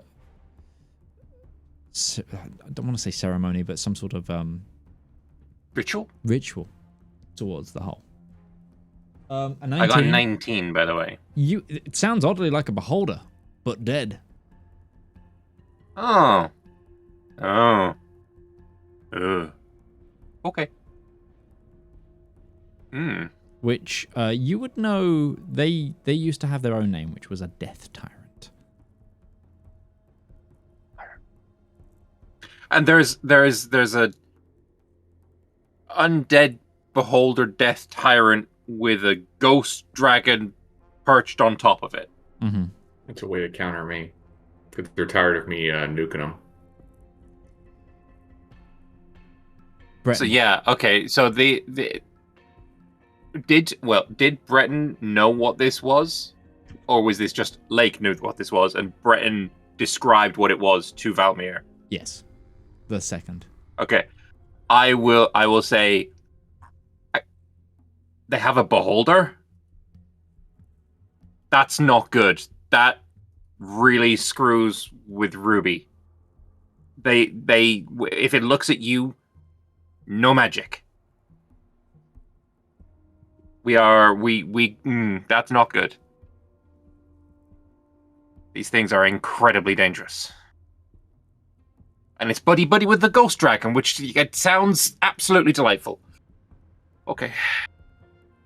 So he will whatever Valymr knows about beholders with a 19 and being, of the Underdark and probably not having fought beholders before, probably not, but having obviously, heard of them, studied them, whatever.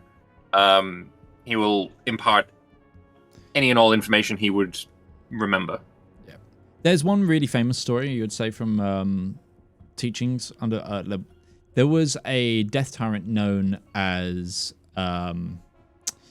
just for a long time was known as the Great Bleeding Eye, from where you're from, and it's a well-known story, and it's the reason why for a long time in the Underdark people stopped being buried when they were dead, because he used to just raise legions upon legions of undead. Yeah. I will impart that knowledge. They are they're inexperienced to be certain.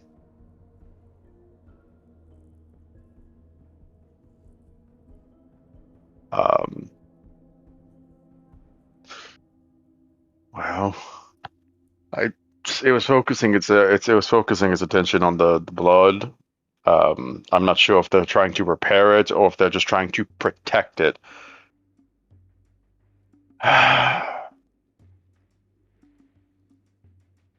We might have to write off dealing with this mess. We may have to deal with this the hard way. Unless we can come up with a clever solution using some of that... the blessed firework, that holy water, whatever was in that vial, seemed to damage it. Do you think it's too much? And aim for it?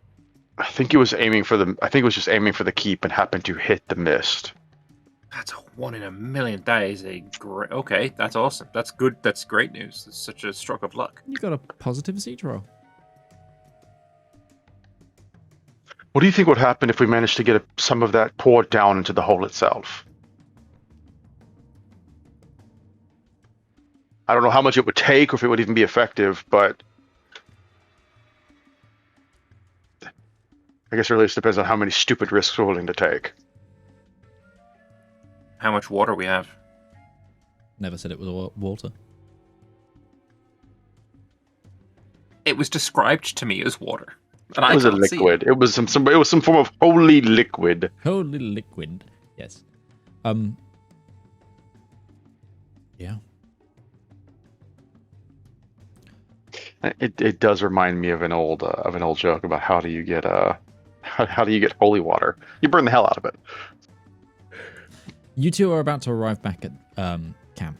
Ruby, you look towards the destroyed gatehouse that you and your party claimed not so long ago. The one of the actual main, the bottom tier of the castle. And you where the rubble is, and you knew it was like a big. You piled it. It had been piled up.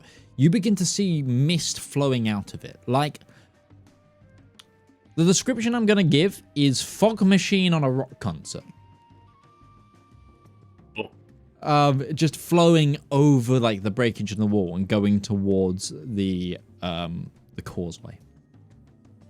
It's heading towards us. So it's flowing out of the castle and it's spreading, and then you start seeing skeletons, zombies, houndsmen, lots, and you see them all start to climb over the rubble and begin to march out in very loose formation, more horde than anything.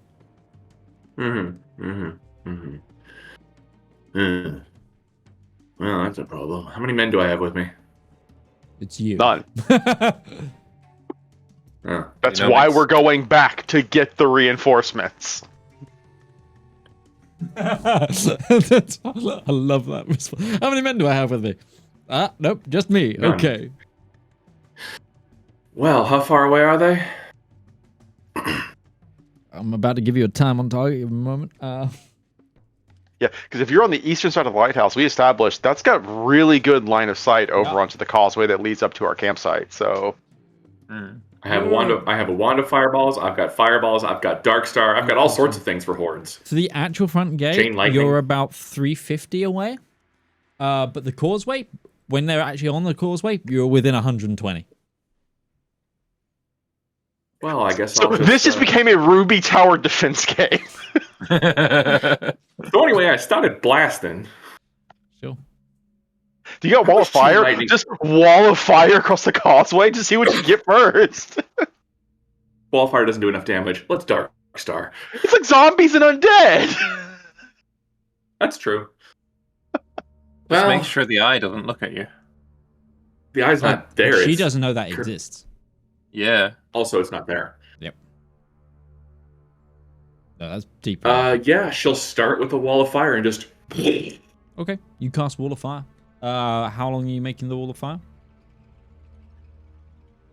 As long as I possibly can. I think it's 60 feet. Yeah, and where are you trying to 60 feet place? to fuck you. Can you just like we have the map. How So you can- how wide's the causeway? each one of these squares on that map is 120 feet, so you can cover half of one of these squares. Oh wow, so it's like Can I 400 feet zig- across. Yeah, But can I zig? I'm sorry, not length, width. yeah, it is the causeway. It's 400 feet in width. The full causeway. If you're trying to aim at the gate, that's different. If you're trying to aim at the gate, I'm stuck causeway, in the bridge. so it's a land bridge. It's a causeway. The bridge of the place that you're on understand. is small. Yeah, so it is 240. It's about 360 across. Not lengthwise. Yeah, Width. not lengthwise. Width. Length. 360 feet across. Length. We're talking 2,500. Like if we're Yeah, going castle it's- to castle. This is. I think he's just talking about the bridge that goes between the lighthouse the and the bridge. main castle. Then They're not making their way to the bridge. They're making their way to the camp. yeah. Ah, right. Okay. They're So it's the- They're not Yeah. attacking you. They're attacking the main camp. Yes. Oh, So They're it's- currently it's climbing out this- of the castle right now. Yeah. They're not. No, They're if not it was on the this- causeway, but they're if it was heading just- for it. Yeah. If it was just the bridge to the lighthouse, absolutely, you could handle that no problem. I don't imagine they could get through the gates with this, but no, they're going to attack. They're retaliating Yeah, against us, not the lighthouse. Yeah, they're well, in not that coming case, for we're you. just gonna Kobe. Whee! Fireball. Okay. Ruby Tower Defense. I like the game. Sure. It probably is a mobile game somewhere. There's Sure. always a mobile. So, game. how much magic are you wanting to expend? I feel like is the As much easiest damage as I question. possibly can and teleport away. And still leave the staff so I can teleport out. Okay. So, how much of your spell slots do you want to spend? This is just a genuine question, because this is a horde that's coming out of the castle. What sort of numbers are you starting to look at, Mage? Because obviously there is also 200-300 feet between the front gate and the causeway where she's targeting, so she can have an idea of how many numbers are pushing out of this castle. Depends how long she wants to leave it and the time. This is what she's seen. There's numbers now pouring out, and so is the fog.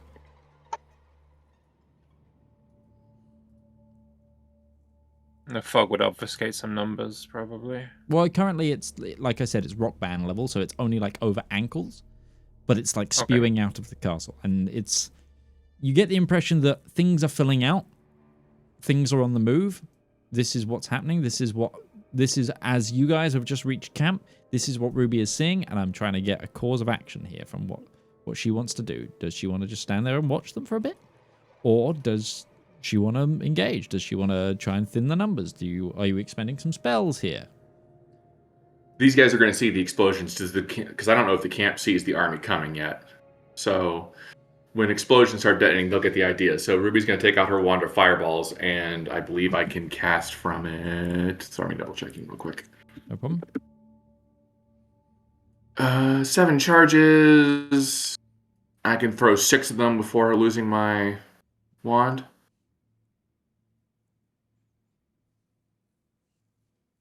Yeah, I'll throw 6 fireballs in that general direction. Just what? So you're gonna wait until they're in the range of it, which is what, 150 for fireball?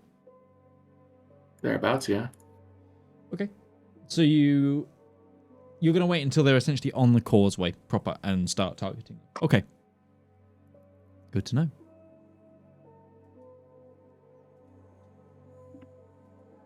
Is there anything big coming with this army, or is it just like chaff?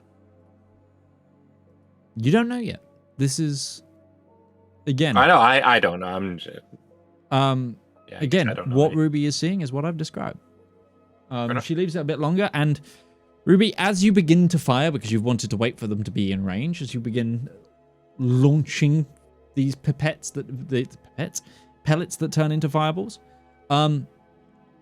there's at least a good 300, 400 entities already flowing towards the causeway at this point, and they are running at speed. Like, it is a full-on undead charge. Yeah, and it's you're noticing as well as the mist is like ground layer at the castle. It's like it's starting to slowly rise to enshroud some of the troops. So like by the time you start firing, it's like you think the front runner's always going to be ahead of it, but it's like by the time that you start firing, where the gatehouse was, it's shrouded. So they're like running out of the mist. I'm feeling a little bit. Not that I want to quote Game of Thrones, but I'm feeling like throwing those trebuchets into the dark and watching them vanish. Let's not talk about the worst ever siege tactics displayed on television. It was really stupid. It was really stupid. Anyway. Yeah. Everything after season 5 of that show was stupid. So no, after season 4. Season 5 was worst. You launch those fireballs. You score some amazing hits. You see zombies and skeletons just implode and just incinerated. Which at this point, these guys, everybody else should see the explosions. Yeah, I would say you were just dismounting. I would say you two have given your report, and you hear in the distance, which prompts you to turn around.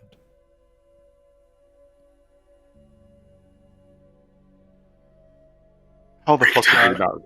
How did we not see that on the way over here? I can't see anything. Important questions for later. All right, Commander. I think we need air units right now. That's coming for us. On the line. We need to thin this out before it reaches the base of the cliff. Have people that are not able to fly down to harass this army to prepare defenses, especially boulder traps. If they start walking up this causeway, I want rocks thrown down on them. I want large boulders falling on them that will roll and roll and crush and roll and destroy lots. That's what I'm looking for. Because I feel like it's important to remind you. The camp is on top of the cliff. There's a portal behind it. You've got the encampment. The encampment has a small layer of defense, like a wall on the front of it, and then there's that mountain pass down. You have picket lines up that with troops stationed. Yes. Do you want them to reinforce those or fully pull back so you can just harass all the way down? I would like them to reinforce those, but with instructions of, if it looks like your picket line is about to fall, you abandon it and you run. I don't want anyone to fall at the first picket line.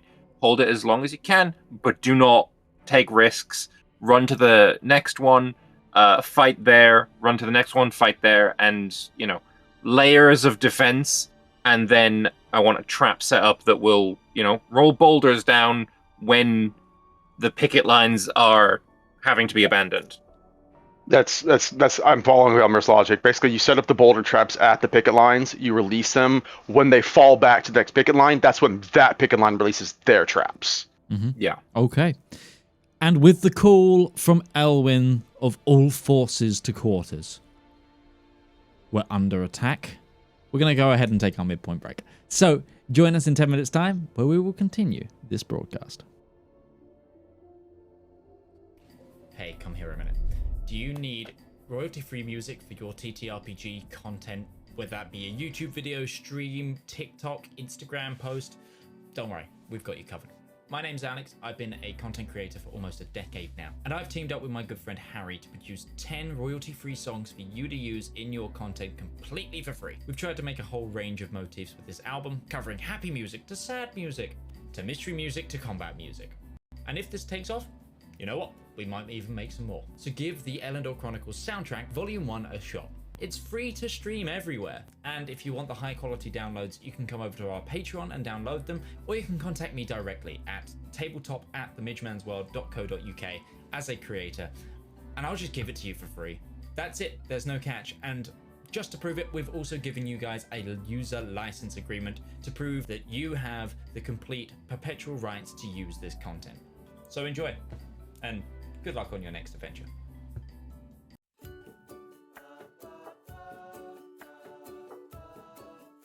Oh, good day. I'm Martin Sanderson, and I'm the CEO of Avari Military Solutions. We here at Avari know that it doesn't take much to cause problems out on the frontier, whether that be from local pirate raids, neighboring interstellar powers, or even just an unhappy populace with unreasonable demands. Just what is a small to mid-sized regional power to do when faced with these problems? You look to Avari for your solutions. With open-ended contracts, well-trained personnel, state-of-the-art aerospace forces, and competitive rates, we stand ready to help find the right solution to your problem. So if you have a problem, why not call Avari for your solution? Our operators are waiting to take your call, and consultations are free of charge. Avari Military Solutions, a solution for your problem. Avari Military Solutions is not licensed to operate within the Kark and Dre Baronies, the Andes Corps, or any Class A combat zones. AMS is a subsidiary of Omni Radiance Holdings, a family company.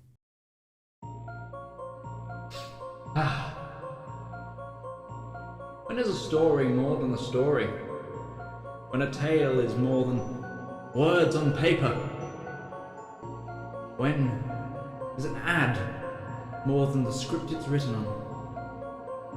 In the darkest and deepest annals of our own history, worlds of wonder and splendor burst through like a blister made of hope. From the brain that's rattled and riddled with madness, a radiant pustule. Writing, art, that's storytelling. That is the true lust of life.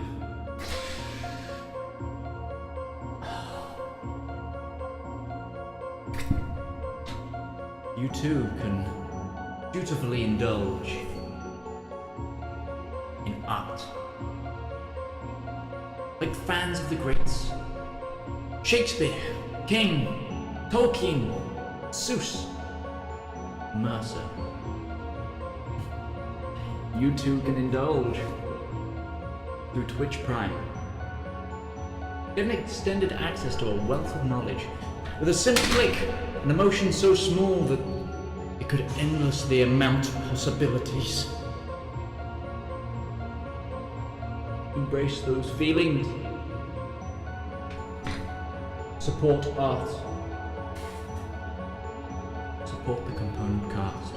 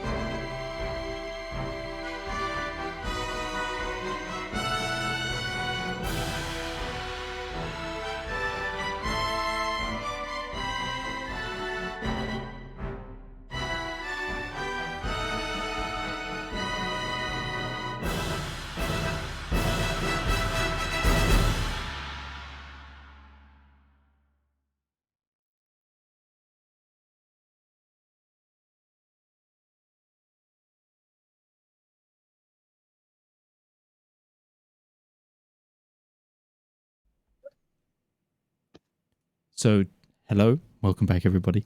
To clarify, we were just clarifying if the chalice is valid to use. It is. Which also means any temporary extra bonus hit points you have now get reduced. They're gone, yeah. You guys are back to normal hit points. As you feel the chalice power wane. We are about to be assailed by a horde of undead, but setting up a defensive line for it, I think I might have an idea. One of the boons that we have not used to its full description is the boon of the Hero's Aid. Not the extra hit points, mind you, the consumption effect. Not only does it release a 60-foot radius explosive beast of energy that is extremely detrimental to undead, it also provides holy awe, protection for individuals who are using it in a massive radius around them as well. If we were to give this to, hypothetically, some of the diving units, the flyers in the aerial corps, they could drop into portions of this army and just devastate large swaths of it. Reminder, the chalice rituals have a time they take to do. It's not... How long is it? We've never talked about how long that is, Mitch. How long does it take? It's listed. It's like an... The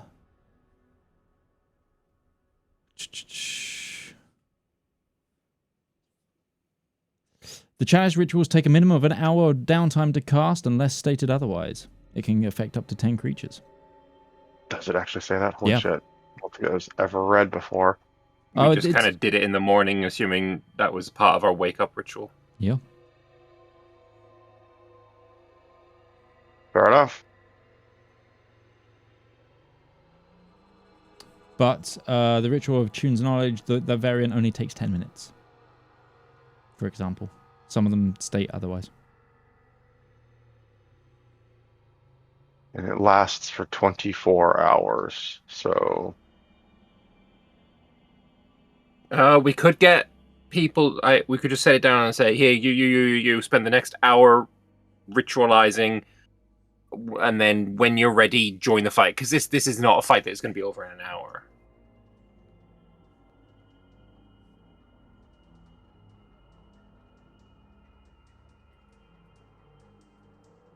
Are we the only ones who know how to do the rituals? Because that would mean that one of us would have to sit this out. Yeah, I don't think you want to do that. It's fine. It was just an idea.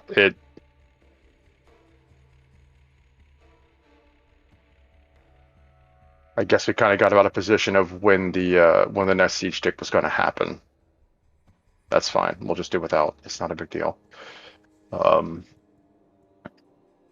It is unfortunate that you've lost yours, but we don't have that. It's fine. It's fine. We'll just make do. Plan is still the same.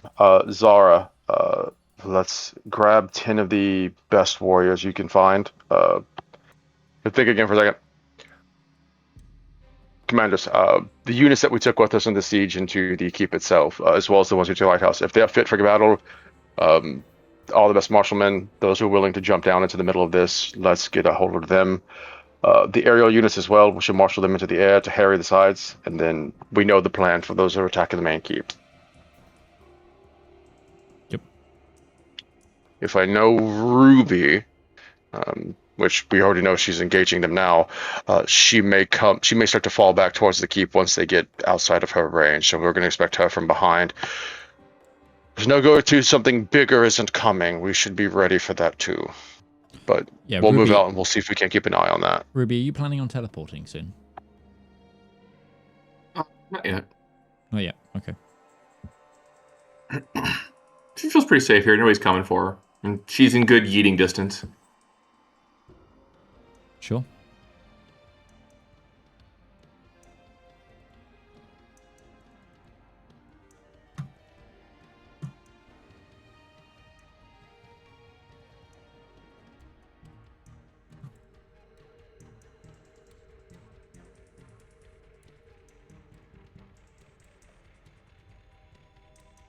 Nothing left but to do it. Let's get to it.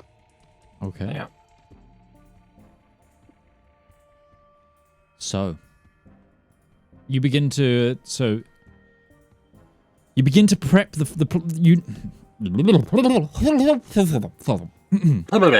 Yes, exactly that. The camp is a flurry of activity, much like my mouth is a flurry of the inability to say words. You see paladin, you see people being helped into their armor. You see squires with bundles of bolts and arrows running towards the palisade defense that you've built around the ridge of this mountainside. The trebuchet just begins constantly firing. They've now redirected their blast towards the causeway proper. You see people mounting up, people taking to the skies. There's a group of individuals. You see do you remember the High Lord Guardsman? He begins to shout for the crew that you took to attack the lighthouse to gather on him, as well as a number of those champions you used to assault the keep. They all begin to gather towards your new secret weapon, the angel that you recovered, and they begin to be lifted up and as a group, she begins to ferry those towards where Ruby is. The flyers also mounting up. All 18 of them begin to mount up, including Lady Theodora from Havre, and the other, that Vermilion Knight that you saw before that rescued the other knight that was falling, that you used the little boon of luck to twist the tie of battle. They all begin to take sky and also begin to fly towards the lighthouse, your new staging ground, your airbase, so to speak, your forward airfield, almost like a static carrier shaped into the side there. And everyone begins to move. Everybody knows that everyone's been subtly planning for this. There's not really been drills, so to speak, on this topic, but it's known. The possibility of an attack here was known and has been subtly prepped for. It's really hard to manage in siege terms. It's hard to meet expectations between attacking and defending. But your guys are ready. The first port of call was to secure this place, and now is the time to see it as these hordes begin to move on. Ruby, what other spells are you doing towards this massive horde?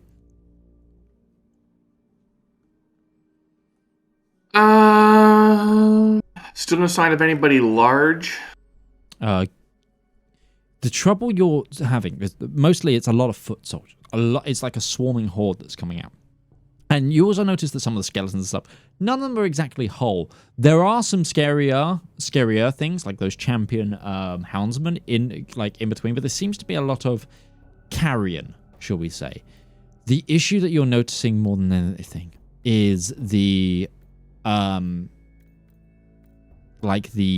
energy, the cloud that's covering. Again, now it's even further out. To use that gatehouse map as an example, you would notice that entire shore is now at least to waist height. But nothing big has gotten out. Give me an insight check.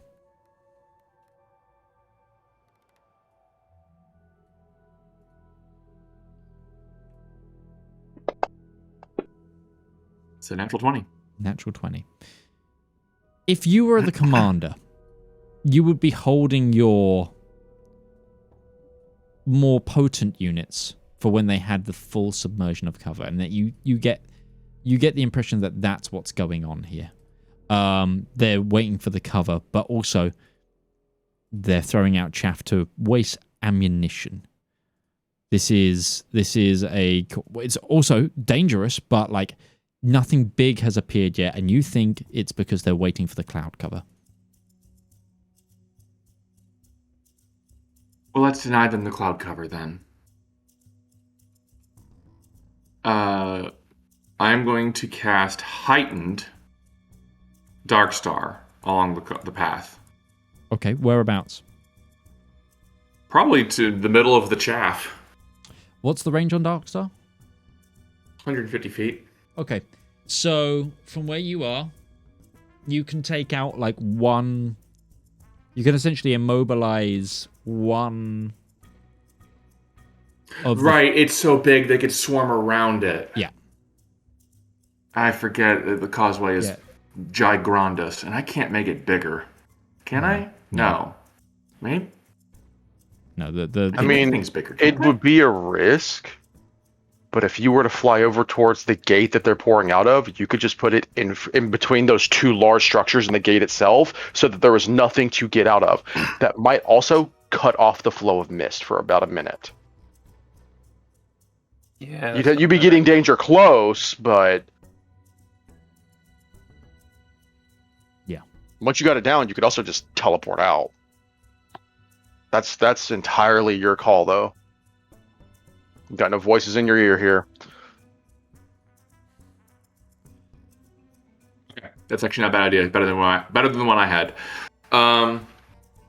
So yeah, she'll fly over to it. Just boom.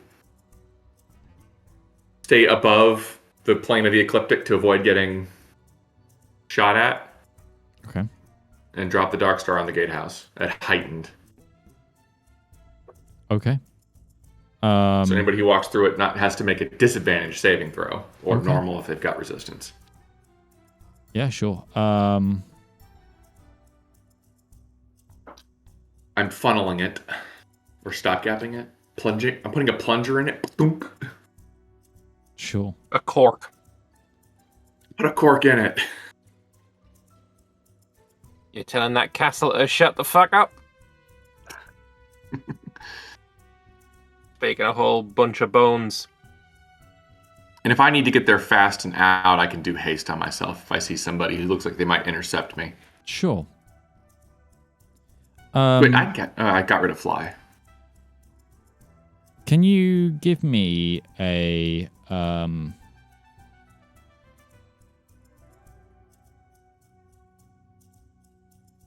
you just give me...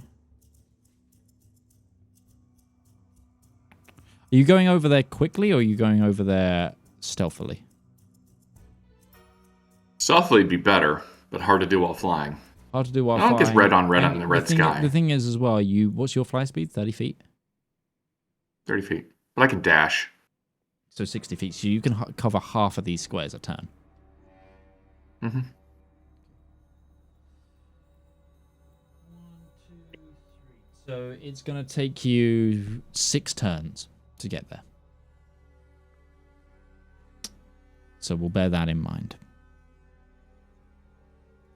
It'll take them a lot longer to get to us. These are zombies and undead, and they've got a lot farther to go. Yeah, so with that in mind, gents, what are your rallying orders? What are your call? What are you doing right this second? Giving orders to the defenders. I'm on the back of the Griffin that I forgot the name of again, and I am... If you're giving orders to defenders, you're not on the back of the Griffin. Well, that was like, we got there, sent orders, and then we're going again, right? So yeah, I think at the end of any minute, Valymr is taking the proper plans we set up, and he's going to the defenders to make sure they're doing it right. Breton's yelling at the air cav of like the plan's going to be of once they hit the bottom of the cliff is when we're going to start swooping down and start picking them off as much as we can. And then Breton and Valymr up onto the Griffin, and we're just gonna jump on this and hit it from above, just like the air cav is. Zaratu grabbing champions, obviously grabbing some of the elite units that took from the lighthouse, giving them the opportunity of just providing an extra couple of air units, like tough power air units that can start cutting down into this chaff. I also kind of want them to stick close together. Don't spread out from her, because if they respond to this with a bigger threat, which we speculated several times they might do, we want them to be able to respond to it too. So it's more you're moving the air cav for staging purposes than anything. The air cav is hitting the troops. I want the elite units that Zara is using to be ready to respond to bigger threats. Oh, okay. So air cav is going towards the lighthouse as a forward station to start harassing the causeway, and the elite troops are being used as one, like a QRF for the causeway, for the lighthouse, and then 2, being ready to tap in if needs be. like I said, if positioning them, I wasn't picking the idea of positioning the aircraft at the flyway. I figured they would just be far better, because they're pushing towards the camp. If we move them towards the lighthouse, we're moving them farther away from where they need to be responding. Just having them respond from the camp directly you above. want them with like close air support. Yes. Okay. So I think the idea is we're moving the staging from the gate closer to where the camp is, because that's where obviously the defenders are set up to actually protect. Mm-hmm. We want them to have multiple things to focus on. We don't want them just turning their eyes on the aircraft. Sure. At least that's my vision of how things are going. Because Valymr's laid down a very solid defensive strategy. Let's not waste that. Let's actually use that to its effect. Sure. Okay. If they start getting too close, we'll start worrying about what we need to do on the cliffside. And as a curiosity, Mitch, because obviously we've got choke points on the cliff. Are there any points on that cliff where the climb up gets pretty narrow? Oh, absolutely. Yeah. It not now. It's narrow compared to the causeway, for sure. But it's how narrow are we talking about? I think at its narrowest, probably 60 feet, maybe smaller. As a reminder, when Breton gets close to Ruby, he's probably going to yell at her. Like that's another great place to stymie this advance, because a ball of fire will just cover that in its entirety. But that's just concentration on two things at the same time, but it's hard to do, and I don't want to do it with an 8 and a 5 without you nearby. Point being, if they start getting too close to the camp, we have a way to say, okay, the chaff is too much. We need to just hold the chaff back, because I don't think the chaff is just going to walk a wall of fire or be able to effectively get through a wall of fire. They might try and walk, but they won't get far. Yeah, just trying to hedge my bases here. But yeah, I think we've got a solid strategy. Breton will saddle up a silver rail, going out with the air knights as they start to move out over where the chaff is coming, and just start positioning up. Okay. Wishing not for the first time that he had some medium ranged attack. Not the first time, probably not the last time, my friend. I'm a paladin, man. I'm a full-fledged paladin. I don't got no range. That big javelin energy. I mean, I'm pretty sure I've got a warhammer on me. I'll let you throw it if you want. It's a one-use thing, though. Yeah, I'll take a bag of rocks with me, and I'll just start chucking them down into the group. Hey, I'm kind of here for it, you know. With your strength, they'll probably explode at impact. So just, hit the rocks with bless, and then you basically got holy hand grenades.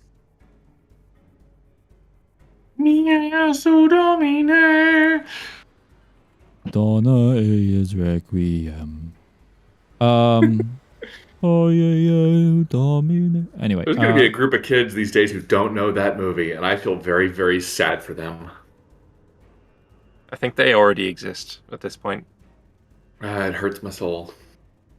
To be fair, that movie is older than we are. Yeah. I mean, yeah. My favorite, one of my top 3 movies is older than I am as well, though, to be fair. Yeah. It's our dad's movie, but... Yeah, no, 100%. We are within a generation of it, so it's not harder. 2 generations getting removed, we're getting close to 4 generations, gentlemen. Fuck you. Yeah, it's the various problems. Okay.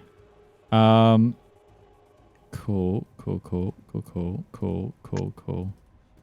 I know it's not calculated, but I'd love to see Ruby's kill counter. Just for this excursion alone. Now. Yeah, you know, like the counter feed in the top right, it's oh boy, is it maxing out at points now? It's like, the real question is, can I call down the nuke or the C-130 or anything like that? An AC-130 right now would go fucking hard.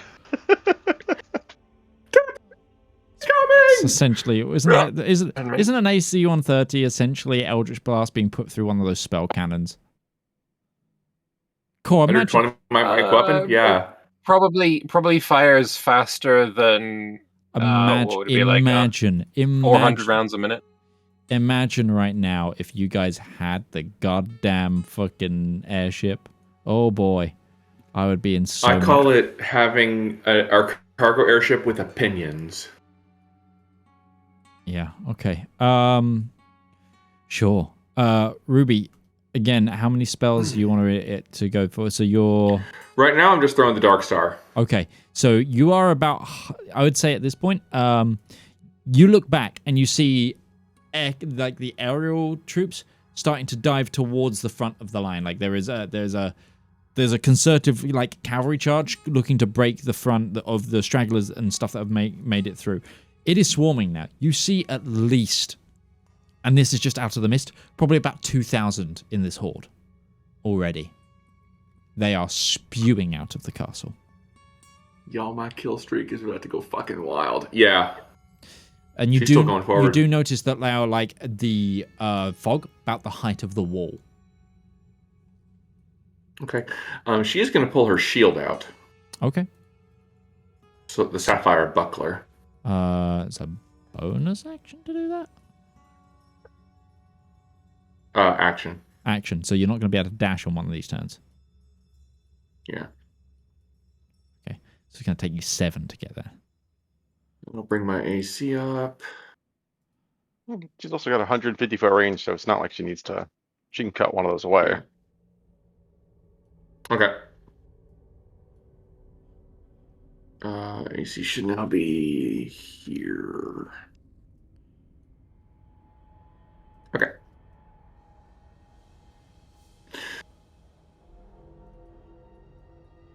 I'm trying to get you guys a somewhat more extrapolated map of. Oh yeah, Mitch, we screwed any chance of that the second you started moving them across the causeway, and we engaged them both at the front and the back of the causeway. Yeah, exactly. 1,200 feet of map I'm trying to get you a top-down view. view of the entire engagement zone that we're doing. So it's taking me just a moment. I don't know if that's okay. No worries. If you want us to, Mitch, we can just say we used the lighthouse, and we can just fight outside the main gate, if that makes your life a hell of a lot easier. No. I'm enjoying this. This is some really nice cathartic paintwork. But I'm essentially having to world map this right now because let the creator do the creating. It's totally fine. Do you know what I'm gonna do? You guys are gonna have to open the stream for me. Because I think the easiest way for me to do this is to essentially bring this onto the stream and live paint. So if you give me a moment, I'm going to open the battle map screen.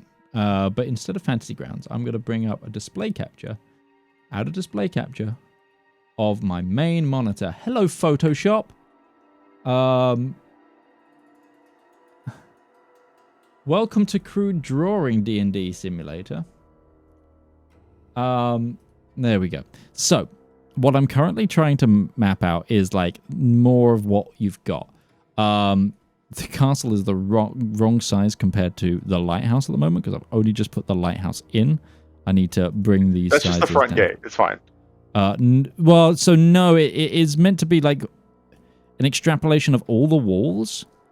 Mainly because I wanted to showcase to you where all like the remaining. Look, I thought you might, some of you might try to attack the actual castle proper, etc. right now. So it's an extrapolation of all of the walls and stuff. It's now just the wrong scale because of how I've done the map. It will be the right scale in a moment. I'm all for big combats. I'm fine with this. You said the numbers of them are about 2,000 of them. Like that is a number of enemies that would take us minutes. It would take us minutes of just attacking every single round in combat. Like we are quickly approaching the Battle of Helm's Deep here. Like that's a very, very, very close vibe, honestly. Because it is. There is an unholy horde just come like full on flowing out of the castle now towards the this and not main for the area. first time since we've begun doing this. I think Breton, who has only had a very brief time with this individual, thinks, I wish Zedaar was here. You just stand in the doorway with his spirit guardians and be like, pop, pop, pop, pop. Just be a lawnmower. What do you think a 9th level spirit shroud followed by turns of sunburst would do to an army like this? Just a lawnmower. Yeah. Okay. For now, I don't need to essentially draw the other ways round, but I don't know if you guys can see it. This is essentially the battle map. The thing that's missing is now like I'm just going to mark it with let's go with a bright green circle. We have the Treb is here. The causeway path is not quite. It's like there. And this like lighter brown on top of the dark brown. Dark brown is floor. Lighter brown is mountainside. So this is like the zigzag path down. There's actually a little bit here, which is like that. And then if I use the green again, I'm going to just make a new layer on top of all of this. Let me just... So essentially I want like a bunch of picket line, like temporary fortifications to slow people down, and then... Yeah, so the picket, like you have one here, defensive picket. You have one here and here at these two cutoffs. At this, and then you have like a final set of defensive buttresses that you've created at the camp. Camp is up here. And just so you know, round here is the giant portal.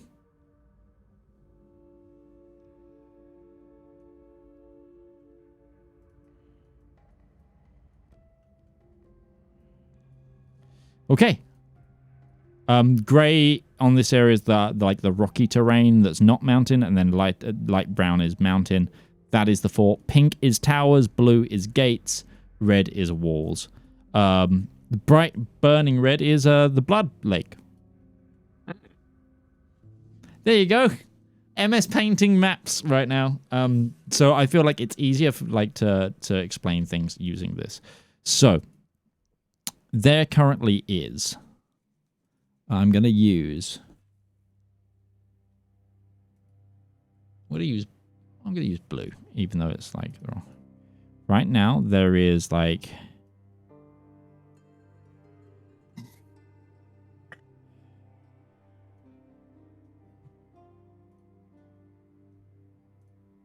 Like, that's the shadow layer at the moment. But enemy forces are like... We're going to mark enemies in yellow. Enemies right now are like spilling to about here. Ruby is shooting here. I would say actually this is probably more... This is too far across at the moment.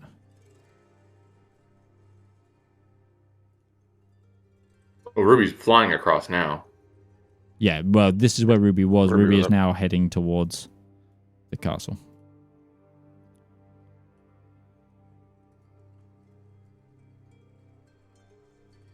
I'm not going to put the zigzags in. It's just... Yeah, it's fine. We know it's zigzagged, but we're not worrying about the bridge right there right now. It's good.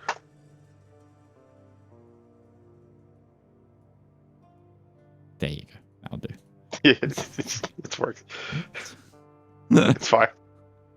It's fine. All right. Okay, so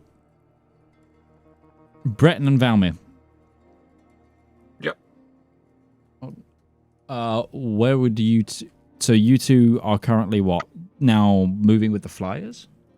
Yeah, we're taking off with the flyers. I think we'll position... My hope is that we'll position ourselves... Looking at this angle, if that's how far out the enemy has actually made it by the time we take off, then actually you're not too far off, Midge. Positioning yourself close to the White House or Lighthouse, maybe not directly on top of it, for as they start to stretch themselves farther and farther down the causeway to start harassing them from the side. We don't want to hit the front flank. We want to hit the side flanks. Yep. Sure. Zara's got QRF for as they start getting closer and closer to the actual rise, so that the defenders themselves. You know what? I'll even take a step farther on that. While they're waiting for any bigger threats, when each choke point does start to fall back, support the fallbacks. I think that's also a solid strategy for that. Prioritize those guys being able to pull back to the next layer, so we can keep each of these choke points solid and secure.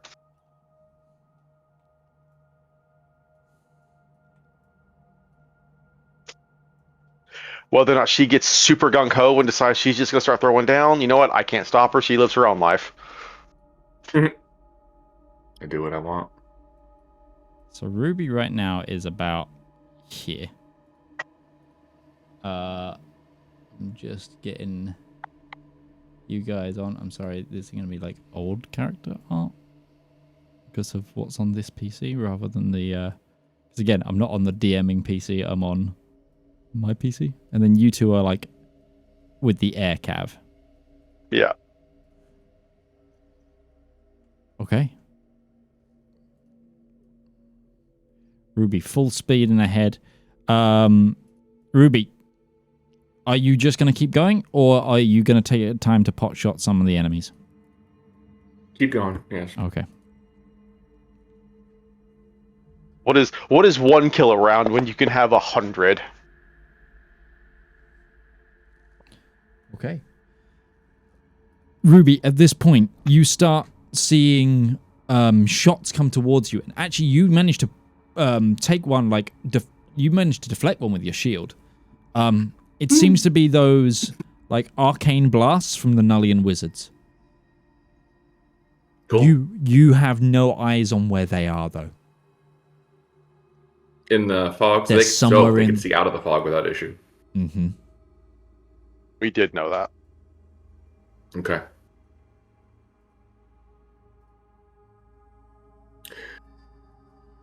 Still going. Still, yeah. So, okay, let me grab my counters for certain things. Let's go. I need you, and I need...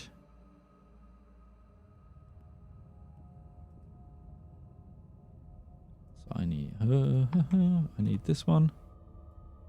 So that's Lady Theodora. And I need this guy because there's Echo. Oh, wrong one. Wrong Castle of Blood map.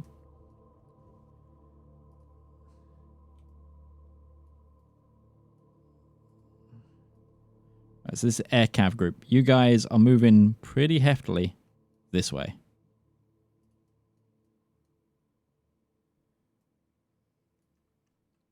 Ruby, we're gonna kind of do these in. We're gonna do this semi-auto. We're gonna do kind of 3-round bursts here. Ruby, you are almost in position. When you pass into the shadow, I'm gonna need a wisdom saving throw. I'm outside of it. I'm above it. Oh, you want to try and fly back? Fine then. You're above the shadow. This is, again, it's starting to rise above the walls at this point. Give me a perception check as you try to make your target. Because, again, sight unseen, you want to try and get the gatehouse. It's not very high DC. You've destroyed this place once before. I'm going to say that and burns it into your memory quite a bit.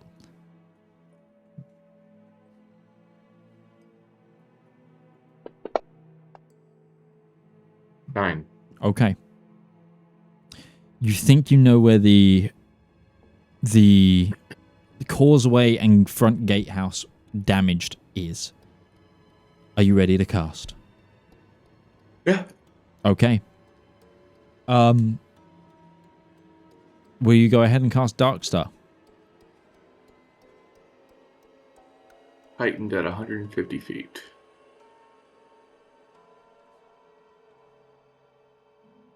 As I don't know where to go, I'll just throw it out there. Yeah. Cool. You feel your magic take. Nothing has counterspelled you. And you just hear nothing. Because Darkstar absorbs sound. What you do notice is a divot in the fog. As it's replaced by your own eternal darkness.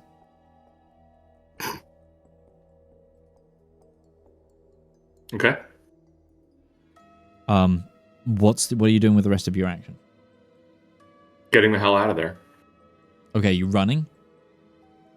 Well, I can't really do anything else for the rest of the action because Sure. So you're just you're moving, you're maneuvering away. Yep. Okay.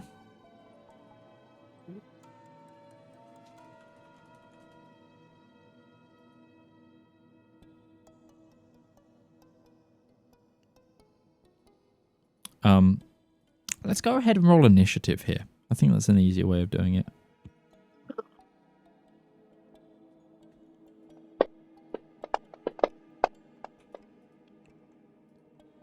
I would have a +5 on mine. Is it +5 or It's +6.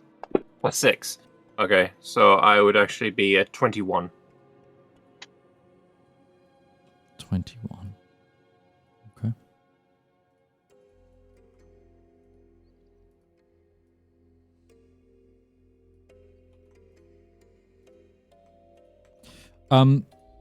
How many, just for the commanders, so the battle commanders, how many men do you want at each picket?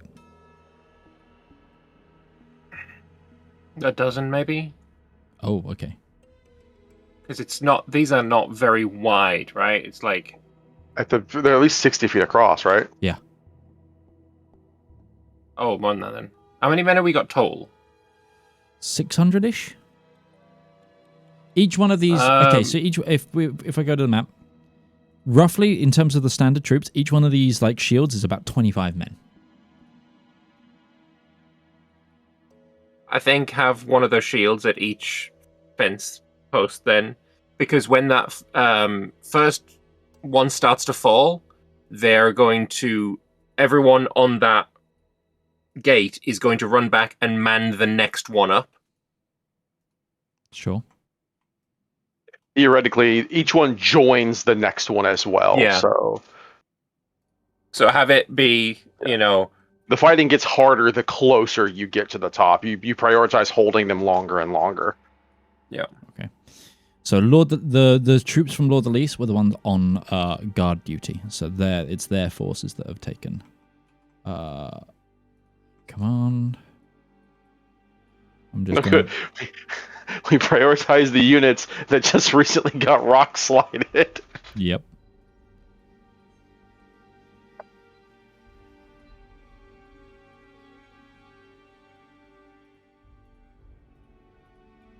And obviously, that pink shield represents just Lady Theodore. Lady Sando. Yeah, so she's with us because she's a flyer. Mm-hmm.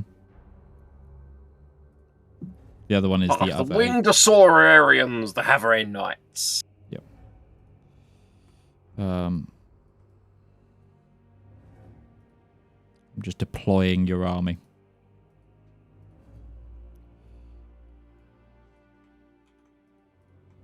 Ooh. Just gonna close this one off. I don't need that one open right now.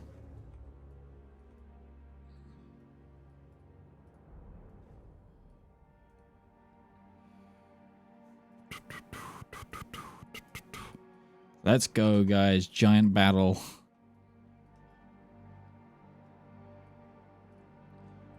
Forming all up. Up and boom. Oh no, you've already got those in. Just didn't hide them. It's the Othraians. And who else is Aircab? You are.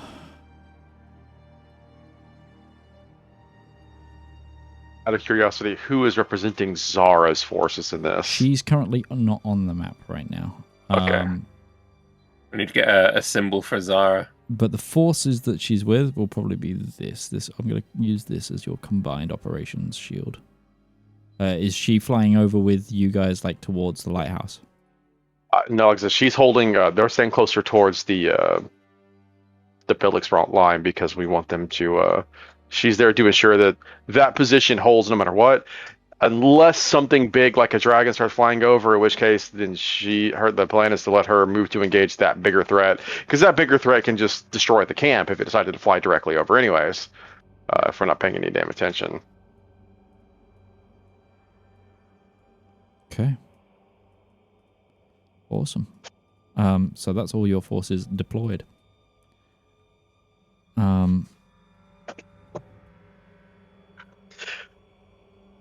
As we've done time and time again, we've taken the equivalent of like 30 people and just decided, yeah, I know we got 600. We'll do it with 30. It's fine.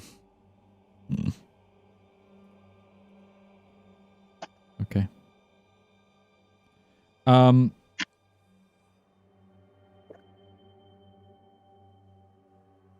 you guys are moving further to harass? Yeah, we're pacing along that left flank, waiting for the enemy to move up, and Ruby's, I think, is moving back to meet up with us. Yep. I will say this is now a new turn. Ruby, what are you doing? You just moving, trying to make pace with... Teleport. You're going to teleport? Where are you teleporting to? Back to base? Yep. Okay.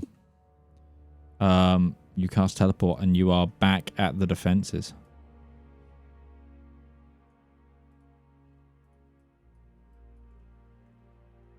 Right. I'll take this out of turn-based mode now. You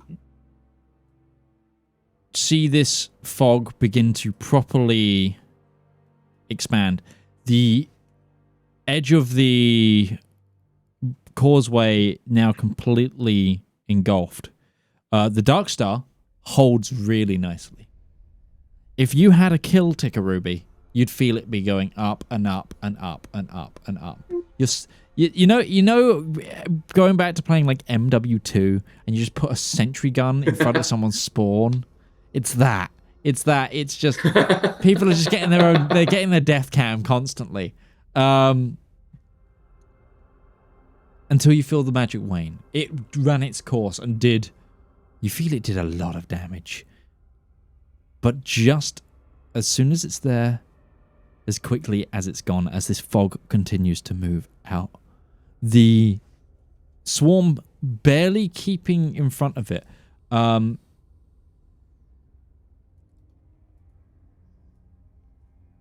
going to now just use a solid block, I think is the easiest.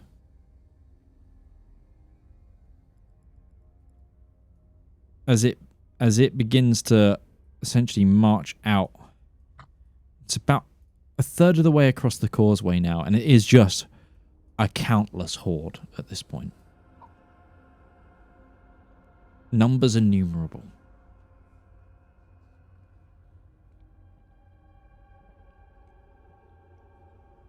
Does the calm before the storm continue? Do you wait? Hold.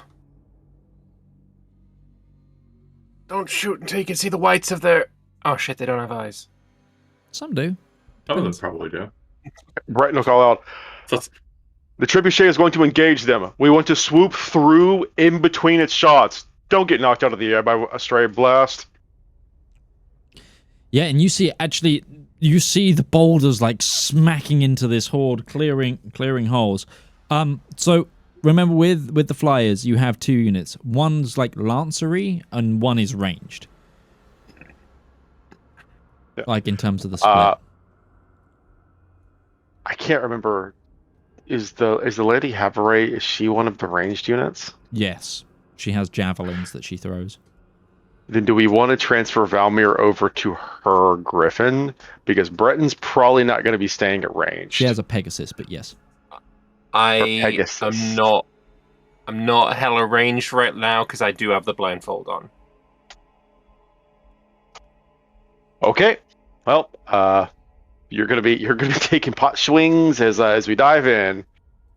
I got 10-foot range. You know what?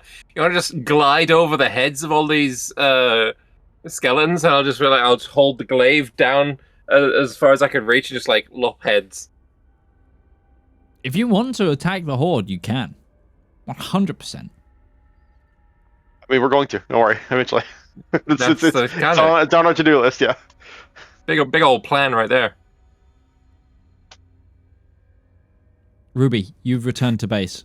What are you doing? Making a drink of tea. Okay. Yeah. Real. Hail hydrate. This time you can try and rest. I mean, I get nothing but short rest. It's just sorcerer problems. You can spend his day. You could start the hour ritual to try and grab one of the chalice rituals. Is the army not going to get here? Like, that chalice is like on my back.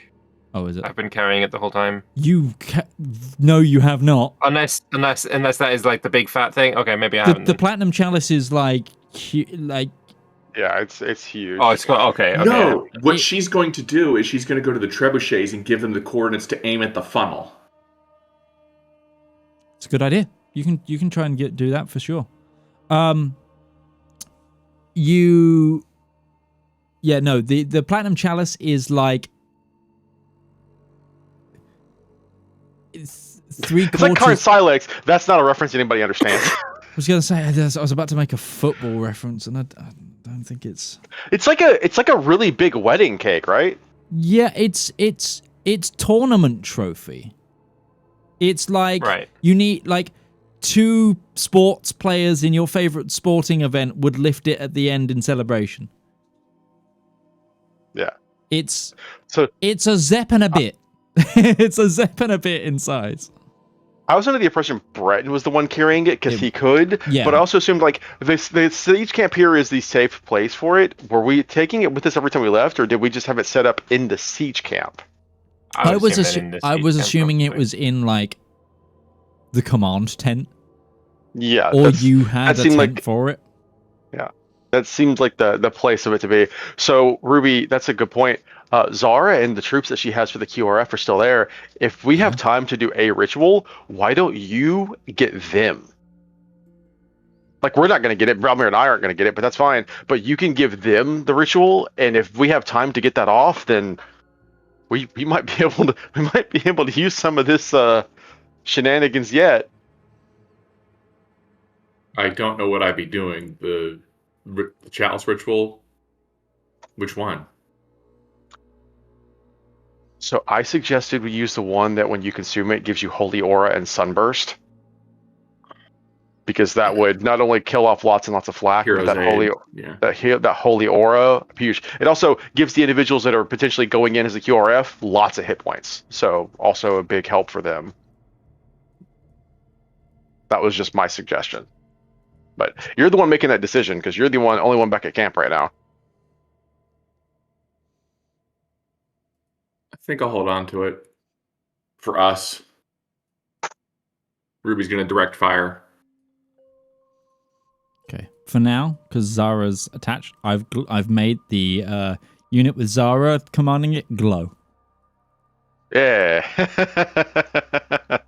It's the easiest thing to do than rather than get her portrait imported because it's again on the wrong computer. Okay. More time passes. Again, I'm doing these in kind of 3-turn chunks for speed. You are now almost level with the horde. And actually towards the back of it now, you start to see constructs larger than a humanoid. You begin to see like undead giants. That seems like a target as any. In amongst the horde. Ruby, Phil, can you make can you make a ranged attack for me? Because we're doing it 3-turn chunks. That's essentially 1 trebuchet fire. So can you make me a ranged attack with the treb? It's a +5. Well, +5 is 17. 17. Okay. Yeah, you see it score a hit to an area now deep in the and this is just boulder right now. You want to fire just one of the boulders. Yeah, you see it land deep into the fog at this point, but you know it struck true. You know that's where it hit. Open fire. Do you want to roll some damage for that as well? I don't know how much am I rolling. I think it's 4d8. 10. 4d10.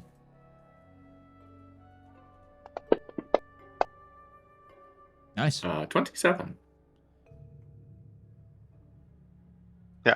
Well, they're in line. The bad guys are basically in line with us, and that was a trebuchet fire. So Breton just kind of calls back and says, "In!" and overall dive. Okay, Going down. you're attacking the swarm. You're hitting Yes, that left diving through the flank. swarm. Okay. All of you in the flying groups, make attacks. What attacks would you like to do?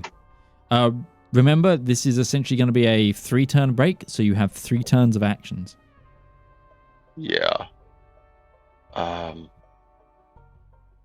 If Breton's getting close to one of the giants, Valymr will take swings at giants. So the giants would be like towards where the edge of the mist is, a bit deeper in the horde.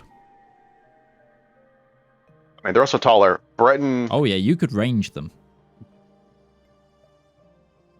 We're not ranged. Breton would prioritize going after the more dangerous targets. Sure. So yeah, you wanna we'll fly drop in above on more. one of those giants. Yeah, sure. So you two drop in amongst the horde, and some of our other units are just spread on this flank. So should we just do like 6 weapon attacks? Yeah.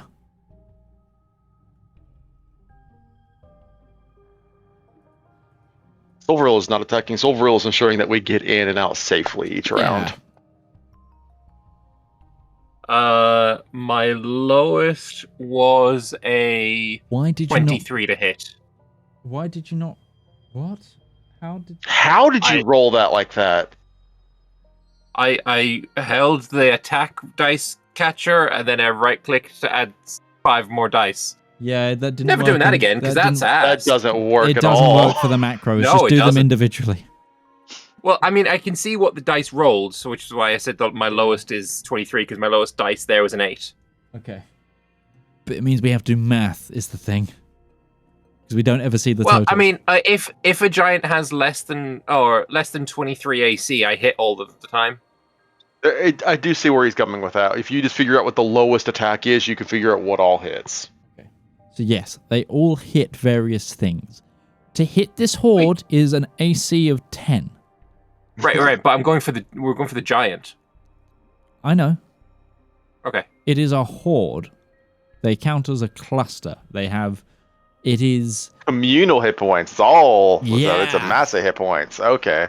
They are a hit point mass.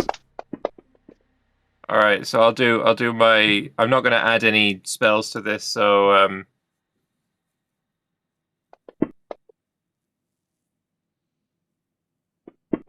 13. Ignore the 24. I accidentally clicked an extra dice there by accident. So a 13, a 19, an 18, 21, and another 18, and this is the last one. Yep, it's the last one. 25. Give me so 2 moments. yeah, that's maths. 18 minus 19 minus 21 minus 18 again minus 25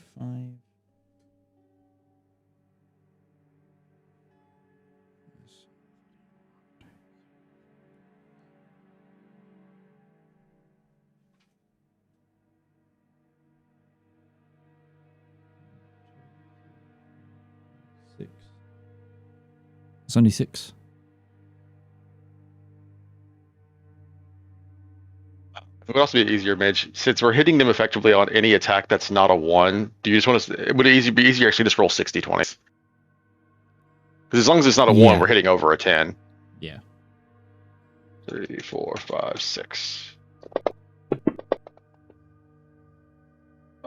You don't think any of those are 1s? I did not get any 1s. No. No.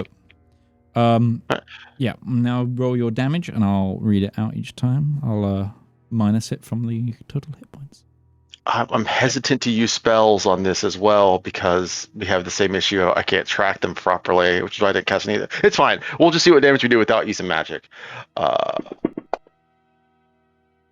21.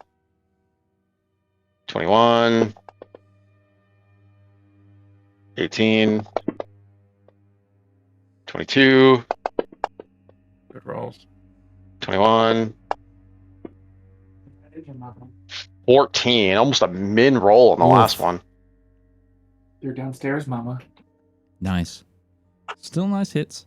Can you roll me? Big cleave. Can you roll me? 3d20 again, each. This is for the two other squads. Big numbers for me. Oh, one's an My natural lowest 20. was a 4, One's and a I got a natural- nat 20. Okay. So we'll start with Breton. Breton, you're commanding. I'm going to say you're commanding the melee in my head. Can you roll me 3 hits? Just tell me what one attack is, Mage. I can do the math for you. Let's call one attack 4d10. 4d10. You got 12 d10. Nice. It'll be the same for you. If you that many dice, as you start to hold it up, it starts to form patterns. Yeah, it does. Yeah. It'll be 4d10 for you as well, Valymr, but if you could crit one, please. Okay, so I'll do 8 dice So normally, and then 4 dice. Yep. It's 16. Do I double the number on the So roll, do- or should I just do 16 dice? So do 2 lots of 4d10 and then 1 single lot of 4d10, and we'll double that. 2. Oh, hang on. 1, 2, 3. 1 more dice. All right, this is 8d10, 43 damage, and then this will be doubled. I forgot to. I don't know how to fucking. Oh, that was ass. Okay, so an extra 22 on that, which would be 65 total. Yo, we did the same. You did exactly the same. And then, Ruby, I'm going to get you involved. Can you roll me 3d20, please, plus 8 for Lady Theodora? 3d20 plus 8. Yes. All right, one moment, please.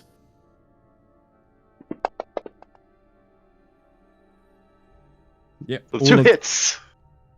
3 hits. All hit, isn't it? Yeah, because a 2 plus 8 10, is... and they had AC 10. Yep. We're still just we only miss on once. It's Okay, fine. roll me 60-10, please. Excuse me for one moment. Kitty cat, my dear, they're not in here. Go downstairs. 60-10, sorry. Mm-hmm. 2, 3, 4, 5, 6. Yeah, the cat is obligated to roll the dice.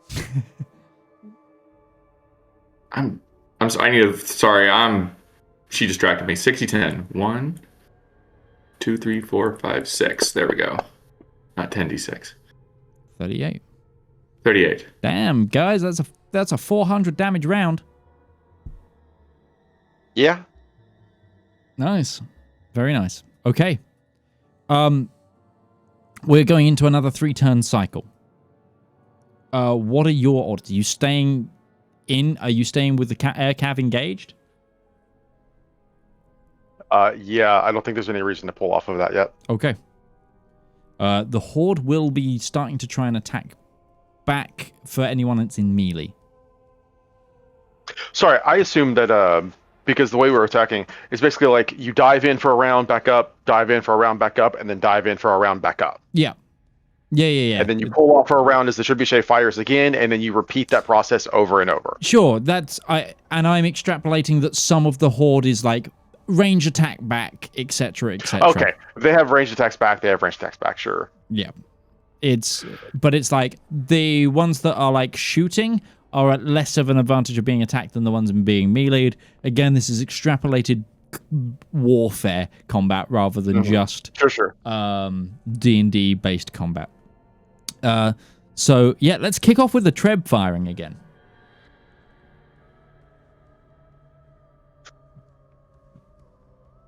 Yoop.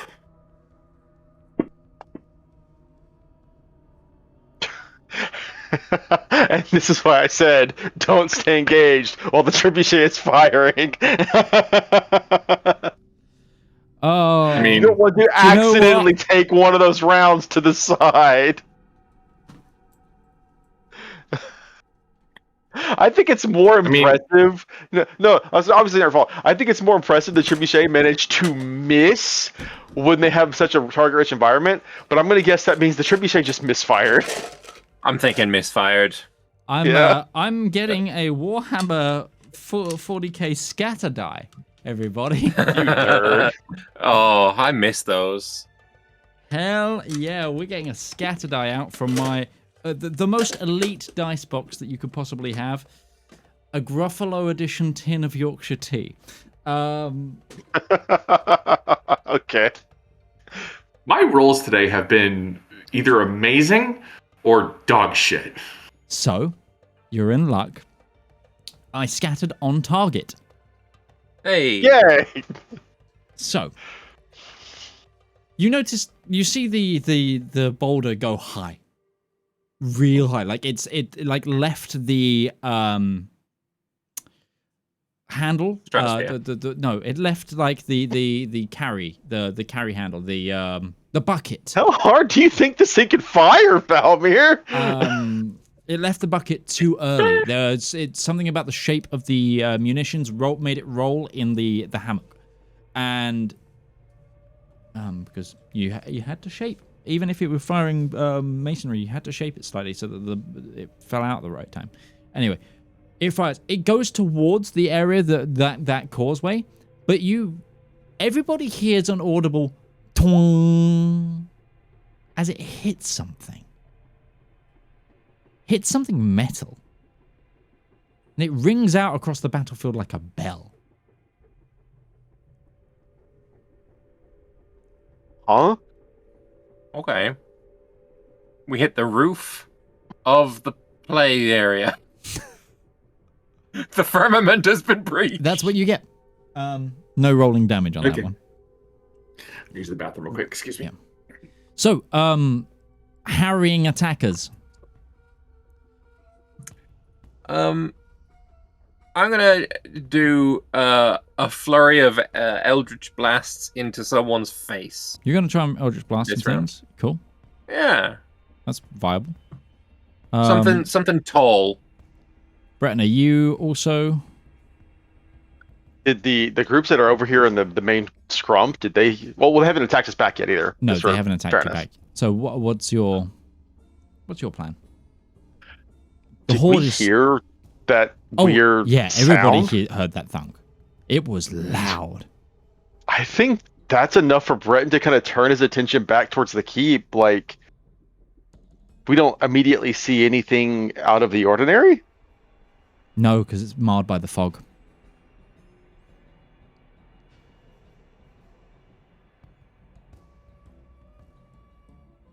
Oh, it hit something in the fog. I thought it was hitting something that was like hovering over the keep. No. I was so confused there. Like, do they have an invisible UFO just about to fucking like Independence Day our keep? Like, what the fuck is going on? I feel like the answer to that is still yes. Okay. I think my concern there is like we might have bigger problems here. No, with that knowledge, then Breton's gonna keep diving the group for now. No, you just heard like what sounded like a giant piece of masonry hitting a giant piece of metal where the gatehouse should be. Okay, sure. So something big and metal is coming out. I wasn't here for the joke, but if it was Independence Day, we're okay because we have Bill Pullman. And the greatest speech of all time. This is our Independence Day. All right. Why don't you fire off the Eldritch Blast first there, because you're obviously going to engage before I do on this one. Come here. Okay. All right. So, still, I need 2s to hit. I assume. Yeah. Their AC doesn't change. But now you're getting 12 d20 attacks. 6, 7, 8, 9, 10, 11, 12. Okay. My lowest was a 2. And none of them were 20s. So they all hit. Yeah. So that's each of them is doing 5 damage. That's 60 damage plus 12 d10. I do every Eldritch Blast does d10 plus 5. 5. Yeah. So I've got that's Agonizing 60 damage. Yeah. Plus 2, 3, 4, 5, 6, 7, 8, 9, 10. 11, 12, because you had 12 hits. Oh yeah, shit. Shit, I just... How do I cancel Just roll another 2. Just roll another 2. Yeah, I know, but I picked up 4 by accident. Okay. That was pretty good. 77 plus 60 is 137. 137 damage. I'm being... I can't show you what it's minusing from, but I'm being simple, and I'm just taking away on a calculator. Yeah, just calculating this, yes. It's the When easiest we way get to for me this to number, Big Bastard comes. Yeah, no. Cool. I don't have that many attacks. I get 3 swings. Yeah. 3d20. Oh, sorry, no, I get 60-20. What am I doing? Because it's 3 rounds of attacks, yeah. Hey, I got a crit! Sexy. So we'll roll 5 hits because obviously I'm gonna do something on that crit because I can't Hell yeah, bud. So 1, 27, 2, 24, 3, big roll, 24, 4, 29. Non-crit is 25, and then for the crit, Valymr, how do you roll the crit again? I think it's like a hold control when you're believe rolling the it's- dice. I think, or shift, or both. Just do both. I think it's control. Hold, just do both. I'm gonna throw a first level Divine Smite on this. Can I mark it? Nope. Okay, it's fine. For probably the worst die roll of them all for 44 points of damage. Nice. We do enjoy damage. Okay. We do enjoy damage. Let's do those flyers again, if you can. And Ruby, I if you also can wanted to do count what damage I did, Lady because it's satisfying for Theodora me. as well. So it was 3 attacks each, right? Yes. One of another those crit is a in that? nat 20. Yep. So it'll be 16 d10. Because it's 40 10 each. 40-10 each. Right. Shit. I'm just getting this ready for later. just ignore that just showing up on the map. It's fine. Ignore! Oh.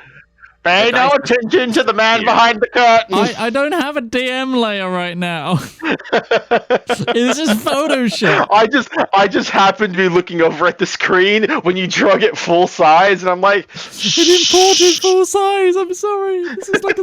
This is like a 20,000 pixel canvas I've made. Okay, so that is 59 plus 89. 60. That's 100 and fucking 19. Oh, you didn't crit it? Because that second one was the crit. Okay. yeah, it's 59 plus 30, so it's 89. No, it's minus 59 and then minus 30 minus 60. 30 again because Yeah. you didn't crit it. Again, I'm I copying tried. the numbers Control from this isn't feed. the number. Well, No, no, because if it's 3 hits, it's 12d10 normally, but then one of those 12d10 gets another 4d10. It's 16d10. Oh, sorry. So it's my 89. apologies, Yes. 89 is the That's what I'm correct saying. Just roll 16d10 so it does the math, because there's no reason not to. Because that Okay. way you just double the damage like you should be doing. 3d10 for the melee cav. 3 hits, no crits, so that is 12d10 here. Mhm. Or 12. 2, 3, 4, 5, 6, 7, 8, 9, 10, 11, 12. For 63 from them. Nice. And Ruby, could you do Lady Theodora's hits, please?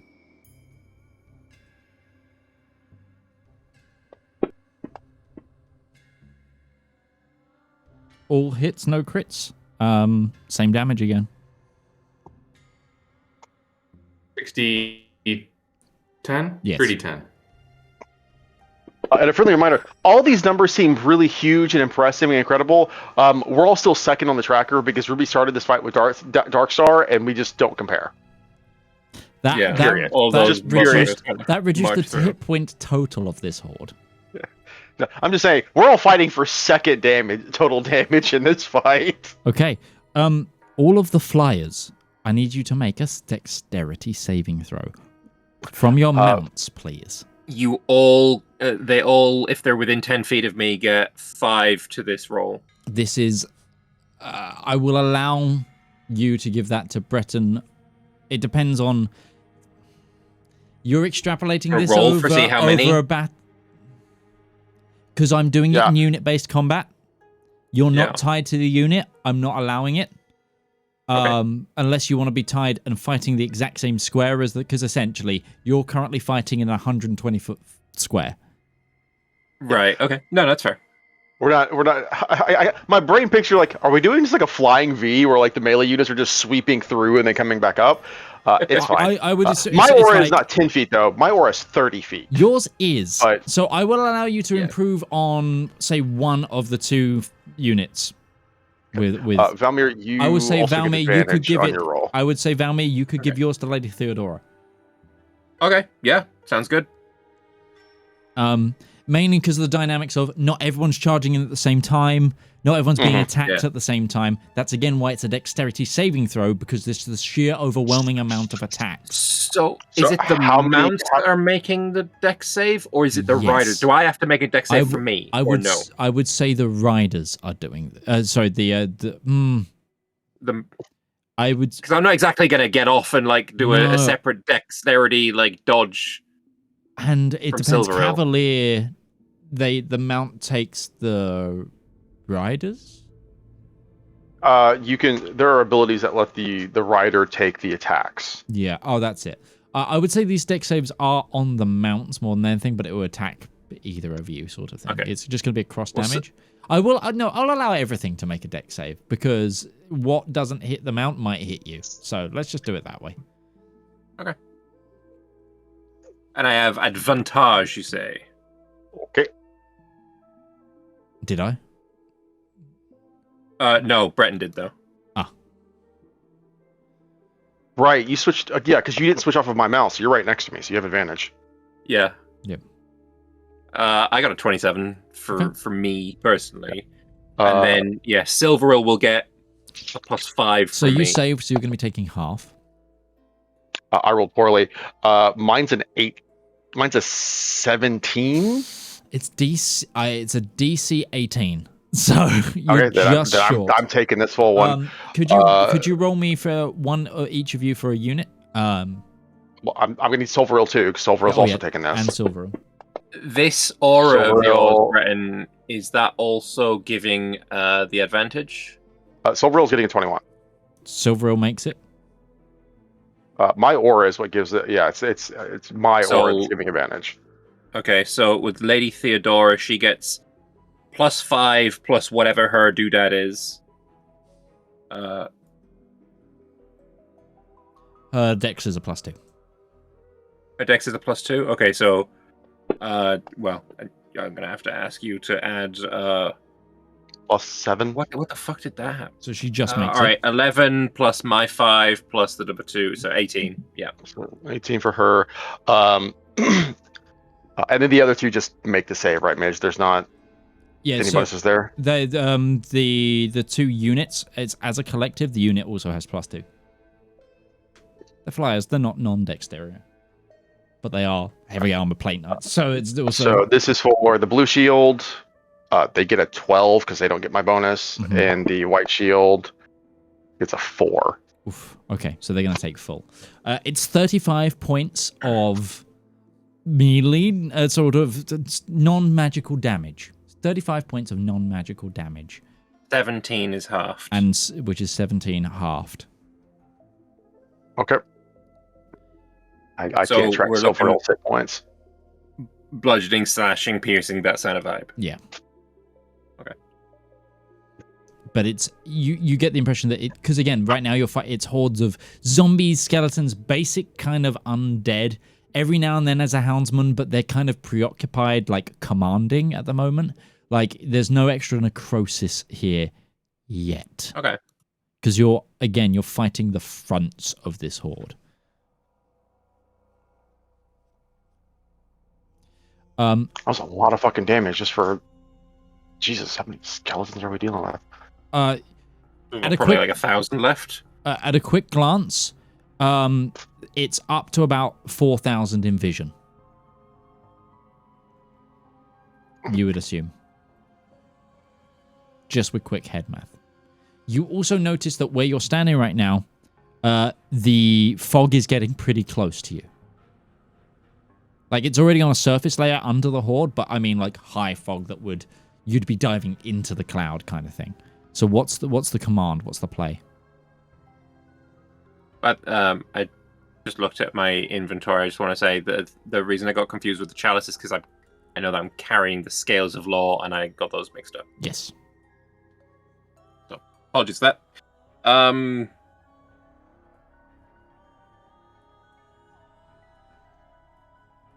I don't know what else there is really that we can realistically do except just keep chipping away. Well, put it this way. If you stay exactly where you are for another turn, you will be engulfed by the shadow. We want to stay outside of that. Yeah.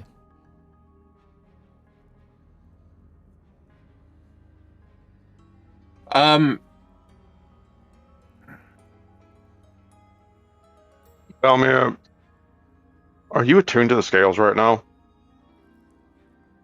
Can you use them? Yeah. I'm not attuned to them, no.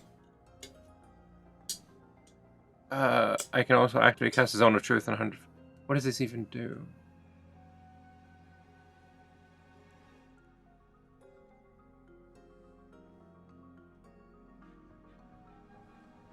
The scales have the power to cast... to break curses on magical items placed on the scales. Is it? What is it that you're wondering if it would do? Scales can transfer alignment to other things, specifically objects. But I was curious, if you put the Talisman of Ultimate Good on the side that bestows flew into that mist, and we tried to use the scales on the mist. It was a really dumb, risk everything, gamble the fuck out of it idea, but I figured if we could turn the mist against them, that might do a lot for us here. Right. Unfortunately, I'm not attuned to it.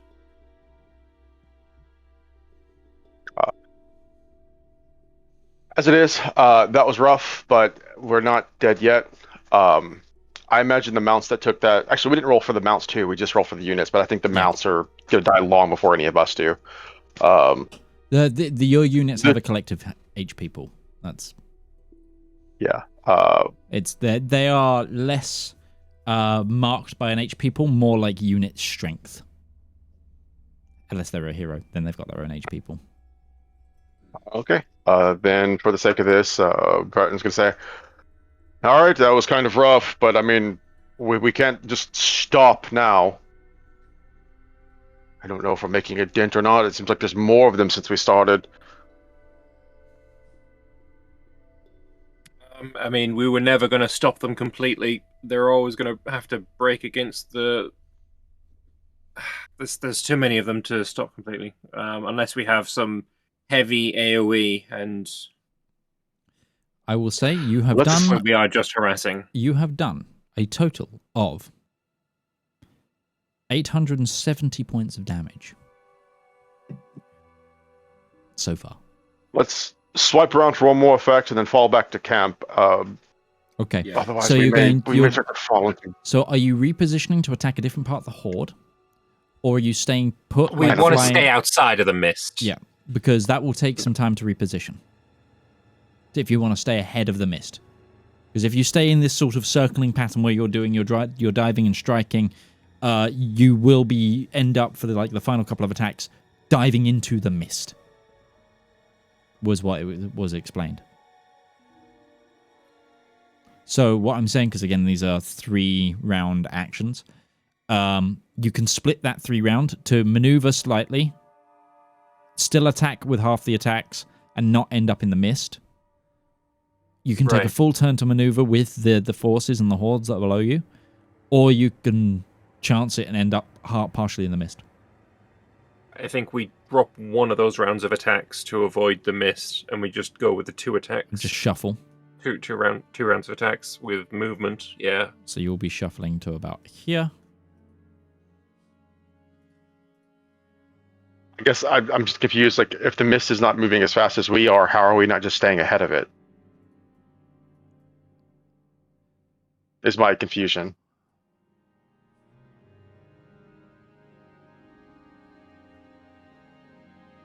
It's because where you've been like in a circling pattern above, essentially, imagine one grid square. You've been attacking one grid square. The mist was about to envelop that grid square. I'm asking if you want to shift grid square so that you stay ahead of where the mist is.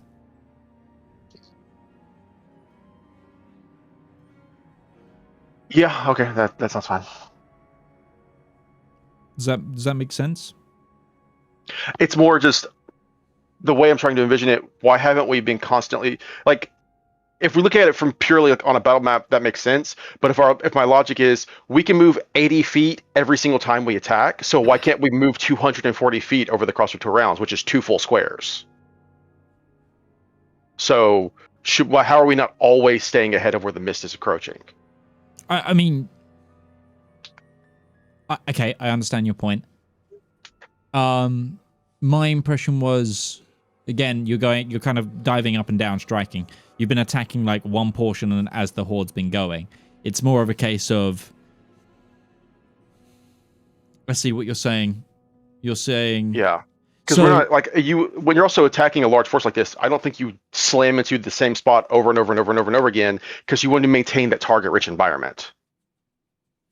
You want to subtly adjust where you're attacking because you want to slowly maneuver across the rich portions of the battlefield. Well, the reason I've been keeping it in that like 120 square is because things have been filling in and filling past it. It's like, yes, you're doing that, but they're essentially filling for you. So in my head, I was imagining you being higher than 80, slightly.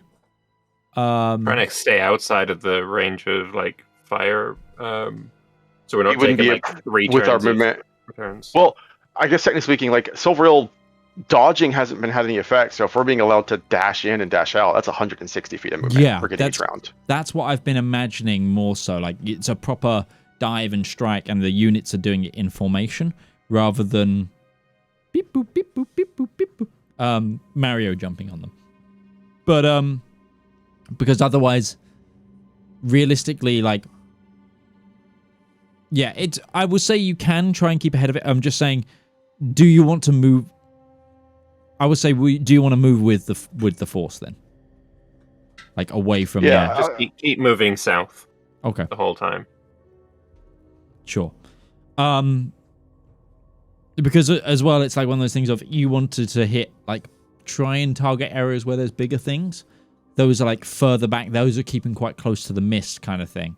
It's the hordelings that are like running like uncontrolled ahead. Our question about, is the mist still ankle height or is it higher? No. So the blue mist, like there's always been ankle height mist under the army. The blue mist is the height of the walls. Oh, wow, okay. That's why I'm saying it's like, do you want to keep away from the mist? Right. It's like it is the army encompassing mist. Sorry, I just really freaked out because something really like subtly brushed my leg. It was my cat's tail. He just walked from underneath me. But I had Vietnam flashbacks because I woke up at 7 a.m. this morning to a spider running across my back in bed. And that was not a fun moment. Right, okay. So you're moving with this. So instead of doing a 160 dive, you're doing the 80. You're keeping closer.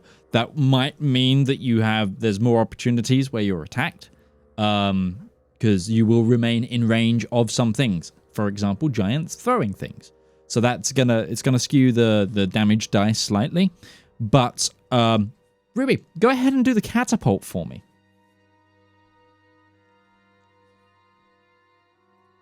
Edus Deletus. 2. Okay. I still hit. You think? It's a +5 on the trebuchet. Yeah, it's a miss. Sadly, that's another miss. I don't know how it misses. We're aiming in the same fucking spot. We're not moving the trebuchet. It's like the trebuchet at Minas Tirith. Yeah, it's tension torque, different size of ammunition. You are throwing masonry. Like, it's not always going to throw the same, etc., etc., etc. Look at it this way. I'm providing extra rubble for what I deleted. Yeah, exactly. You probably hit something, but as on target as possible, no. Okay. Let's do the our attackers and flyers, please. So let's start with Valymr. Eldritch Blast again. 4, 5, 6, 7, 8, 9, 10, 11, 12. That is 1 crit, no misses. Okay. So 60 plus, and I'm going to do, I guess 13 d10. Yep. Yeah. 1, 2, 3, 4, 5, 6, 7, 8, 9, 10, 12, 11, 13. I've missed 12. 12, 13. Okay, how many just covered?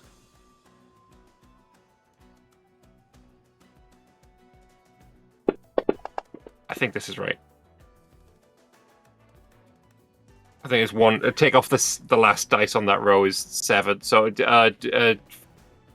60 plus 70. Don't give me the plus. I've already done the 60. Okay, sorry. I just need 74. these numbers. I'm taking them off as the number appears here. 74. It's 74. Okay. Sorry, I'm bad at maths. So am I. That's why I'm not doing the maths. I'm trying to do it, not doing the maths. Stop giving me the maths. Go on, Breton. A miss and no crit. Okay. Give me that damage. I got way too much damage to roll. It's just, where's mine? 1, 2, 3, 4, 5.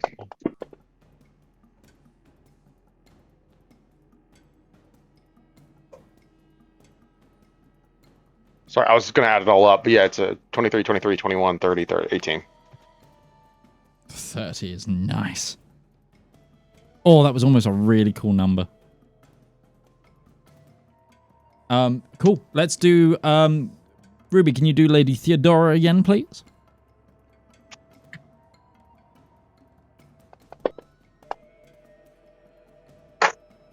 There's a natural 20 in there. 19, 7, 20.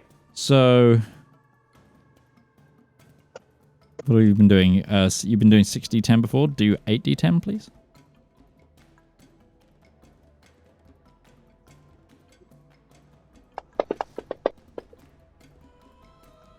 $46. Nice. And Breton and Valymr, can you now do the unit charges? Yeah, it's 3 each. 4 hits. 2 hits and a crit. So that's just 4d10, I believe. No, it's not. It's more than that. Fuck. It's 4d10 per attack. So just roll that. 4d10 per attack. Okay. So roll that again. So I need to do 12 more. I need to do 12 more. Yeah.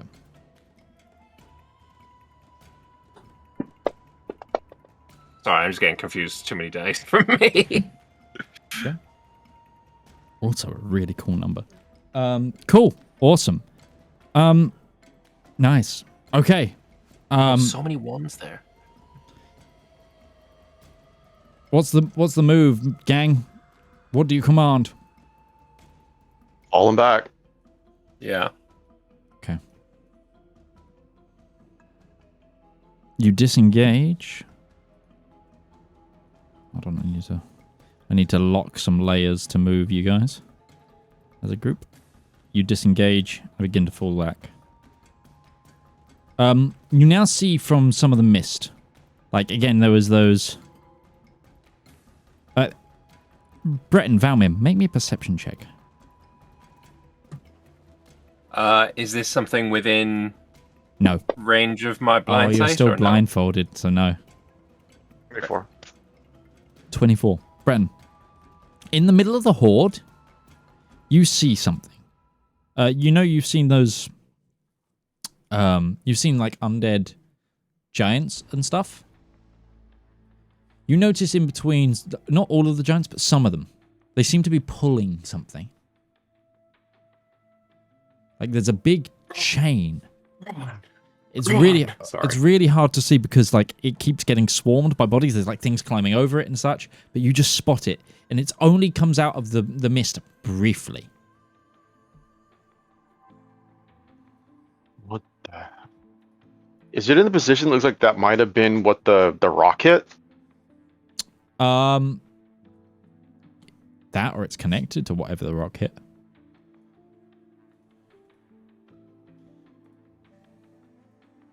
How big across was it? The chain? The creature's carrying it, and then presumably, I guess, I can't see what's actually being carried. I just know that they're pulling something. They're pulling something, and it's like, you saw the front of it, and it was a case of like, they were what I would call huge creatures, and there was two of them, you saw them briefly, and they were wearing 50 feet across themselves. Okay. Yeah, and they were wearing like a metal brace around their waists, and it was just being pulled by their waists as they walked. You have no idea if there was more behind in the mist or what. Or Blackgate cave trolls. Yeah, it's similar. How many were pulling it? Was it just the two, or was it just a line of them? You saw two, and that was at the front of the mist. And how far away is that? From you now? Yeah, if we were to stick around longer, about 150. Valymr, they're pulling something through the mist. How did he get my legs? If you can get me above the level of the mist, but within 120, I believe, I can tell what it is. But let me check that range real quick.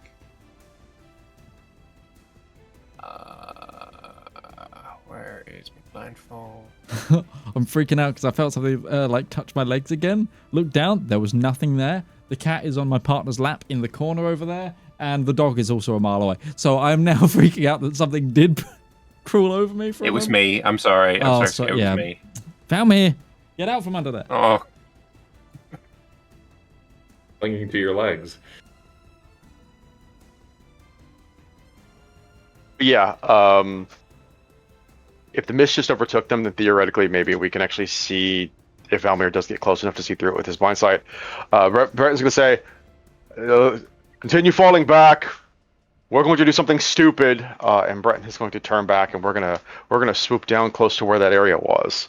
Okay. See if Valymr can't get a good line of sight on it. Ruby, what are you going to... Are you still firing the treb, or are you going to do something yourself in this moment? She's going to make her way over to the battlefield. What's your fly speed? Right. 30, 60 on a dash. Okay. So I'd say... I have blind sense of 100 foot. Okay. So you two are maneuvering to be above their forces again. Yeah. Are you looking to go in, or essentially wait to see if it comes out again? Skim, Valmyr's like, looking over the to see top this, of it. yeah, his blind sight might be able to spot it through the mist. Right, so you want to try and He go wants to see if he over can't the figure out top. what it is. Okay. Valymr, Yes. make a disadvantage perception check, please.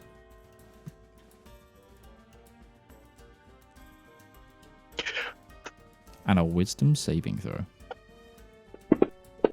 Actually, even if you've got blind sight. That's an 8 on the perception. You know, they made a whole thing of countering a blind goddess at one point. 18 on the wisdom save. Wisdom's fine. You barely shake it off. On an 8. Oh, is it an 8 for the perception? 8 for the perception. You see flickers. It's really hard to know if it is like ethereal after image being projected by the mist or what it actually is. But you do vaguely see again what Breton was talking about. You see these large hulking creatures pulling this like giant chain, which seems to just go. It seems to go deep into the mist.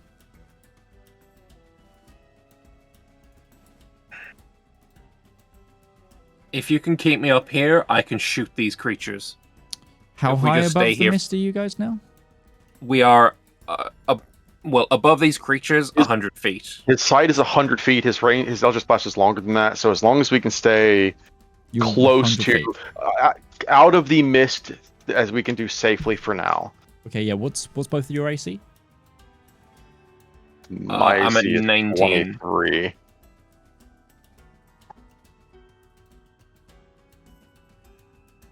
Yeah. Breton's not attacking anything, so he would effectively be trying to maneuver Solveril and dodge for the group. You can take the dodge I don't know action. if it means anything meaningful because I already have advantage on saves. These are not saves. These are spell attacks coming towards you. Spell attacks coming towards us. Okay. Just drop a Nullian Mage into... Actually, you know what? I'm not going to take the dodge action. Breton's going to burn to their first level. He's just going to cast Protection from Evil and Good on Solveril and himself. Nice. If that also helps deal with this mist in any way or capacity, if we have to deal with it, then I'm all for that too. I'll take another first level spell slot down. Range 120 feet.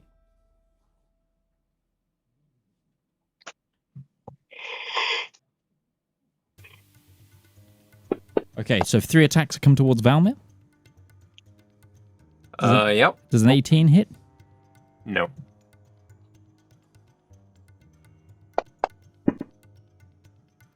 Does a 20 hit? Yes.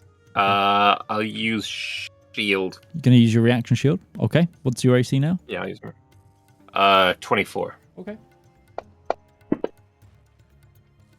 So a 22 also misses. Yep. And I don't know what do these projectiles that are coming at us, or projectiles, magic, whatever the fuck, what does it look like? You would know because you've seen this cast at you before. This looks like the work of Nullian mages. It's that deep black green, almost Eldritch Blast looking projectile that, like, the front of it is like a skull that comes towards you with an open mouth that then, like, hits you, makes a bite, and then the power hits. Yeah, I didn't like that one. I'm glad I made it. And I've got 3 coming towards you, Breton. Well, there's a disadvantage because of Protection from Evil and Good. Oh, they are. Sorry, I only saw the one die rolling, so I was confused.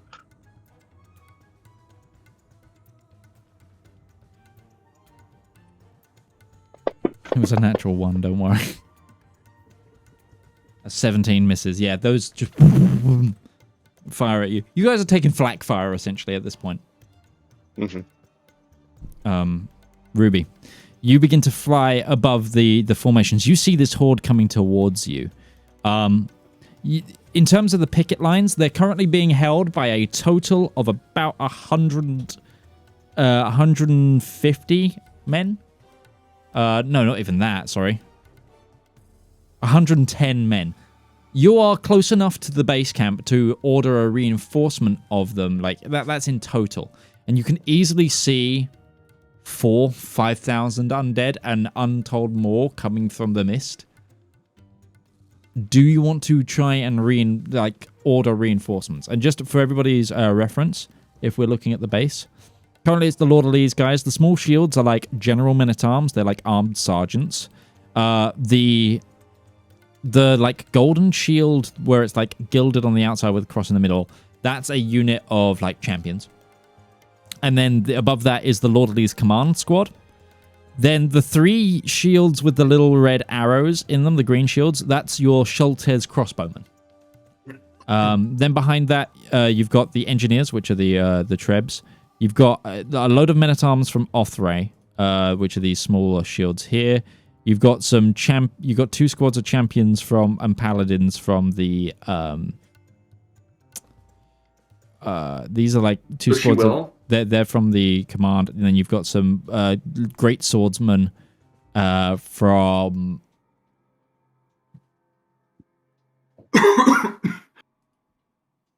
Might be Lord of Lee's or Gleswy. And some champion great swords, which are paladin great sworders. And then there's their command squad. This is Rosalinda. This is the Havare Plate Knights. And this is a unit of armed sergeants as well. This is your QRF. And this is Elwyn and the Scout Command. This is like Central Command. Sure. So if you want to order more people, different people to take different positions, now will be a good time to try and organize that. She will. Yeah, go for it. But she's also going to throw a wall of fire out and extend it 60 feet to... Where are you going to try and put it? Help. You want to try and... Yeah, it's... Right in the middle of the flow. Okay.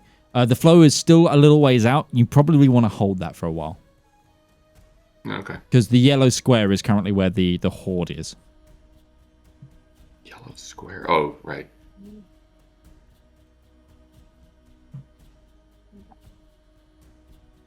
Okay. Good. Yeah, so what kind of reorganization would you like to do? I'm really bad at knowing who's who in the zoo. My standard formation for this kind of thing is have people who can stop charges in the front with pikes and pickaxes with swords and shields behind them, and archers in the rear. Yep, archers are already like battlements at the top to rain down. It's more like how many troops do you want to commit where? To make this easier, like the way I'm going to work it is going to be trench rules for like... Don't know if you ever played any of those flash games where you get like troops and you just move them from trench to trench, like a side scroller. No, I don't play mobile games. This is before mobile phone games, so this is what I'm talking to.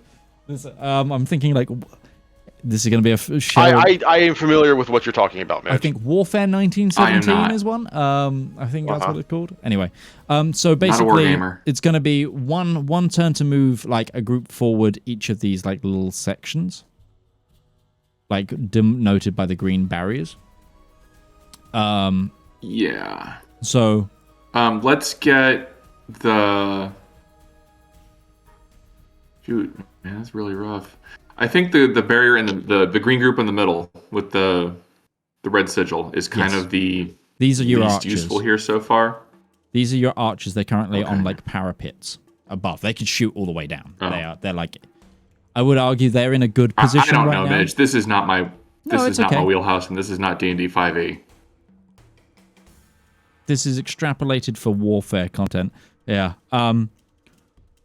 Yeah, no problem. If it's something you would rather someone else handled, or you want to keep command over else, that's totally fine. Then fine. You can still race towards the combat if you would like. She will. Okay. Okay, gang. Those of you observing, do you want another round of it, or are you going to try and move out? Valymr, you couldn't make out what it was. Could you make out how far behind the giants it was? Can I do another perception check to try? It would take another perception check because I'm trying to establish something. Sure. I'm trying to establish if you have a good idea of about how far behind them it is. Give me a quick insight, Valymr, just quickly. Sure.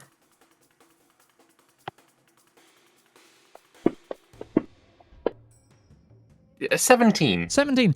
You would say it went a ways because you had the envisionment that it was more than just these two at the front. You feel like the chains had slack to another creature and then went on from there. You think there's a lot of things pulling something. Do I get the impression that whatever they're pulling is what's creating the mist? It might well be. Which is my point, Valymr. Yeah. Don't target the creatures. Destroy the chain. Destroy their means to pull it efficiently. If we slow it down, that's fine. But my idea is it'd be a lot easier to destroy a chain than any one of these creatures that, let's face it, it could take us minutes to kill one of them. Even just dumping as much damage as we can. The chain seems like it'd be much easier to destroy. And if also you could give me just a brief idea of where it is, then as I'm looking at my spells, I don't think my spell actually does any damage to objects. I mean, I will shoot at the chain, follow the path of my beam of Eldritch Blast, I guess would be the easiest way for me to show you where it is. This is going to be disadvantage attack rolls. This is to hit the chain is a DC 20. Okay. Or AC 20, sorry. Cold shots aren't really a thing, but this is a...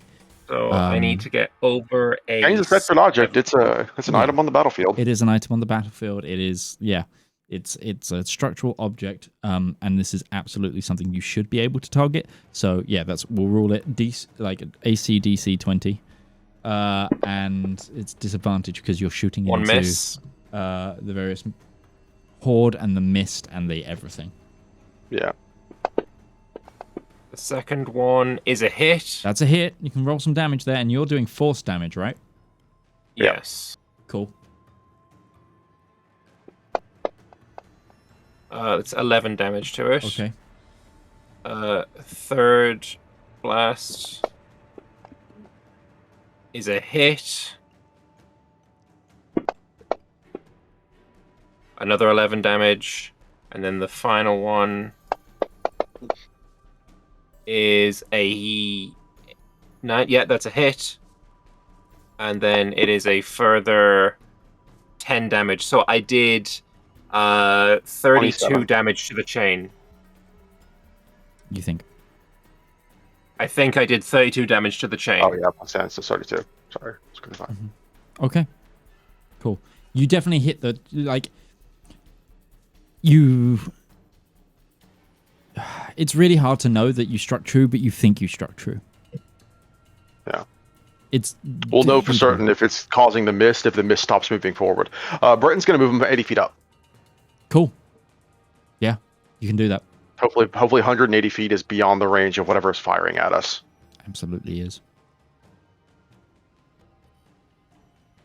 We got plenty of time, Valymr. I think this is a good thing that we can keep throwing ourselves out. At least maybe we'll buy time for everybody else to get back to camp. Yeah.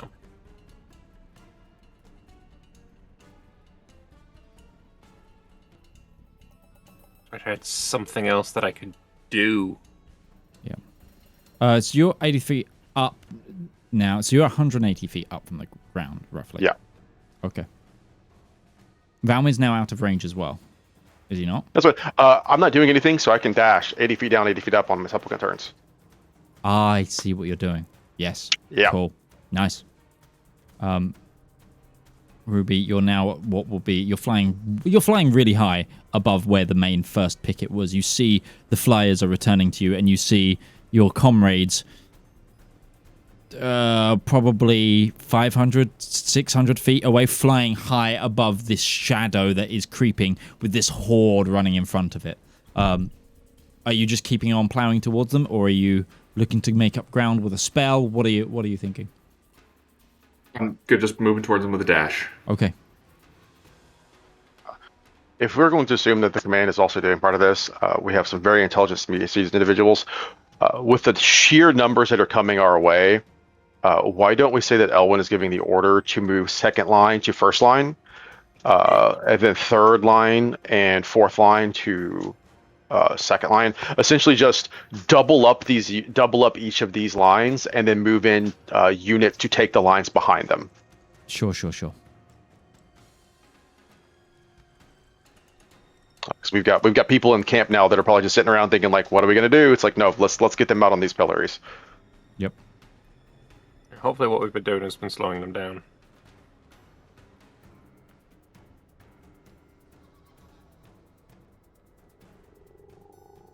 Oh, it absolutely has. You guys have done a ton of damage to the...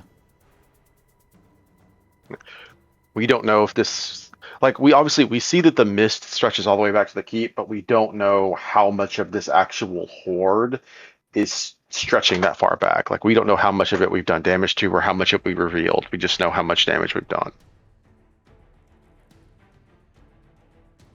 Okay. And that Dark Star will have done a fuck ton as well.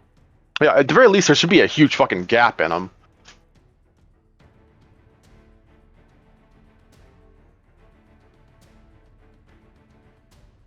Okay.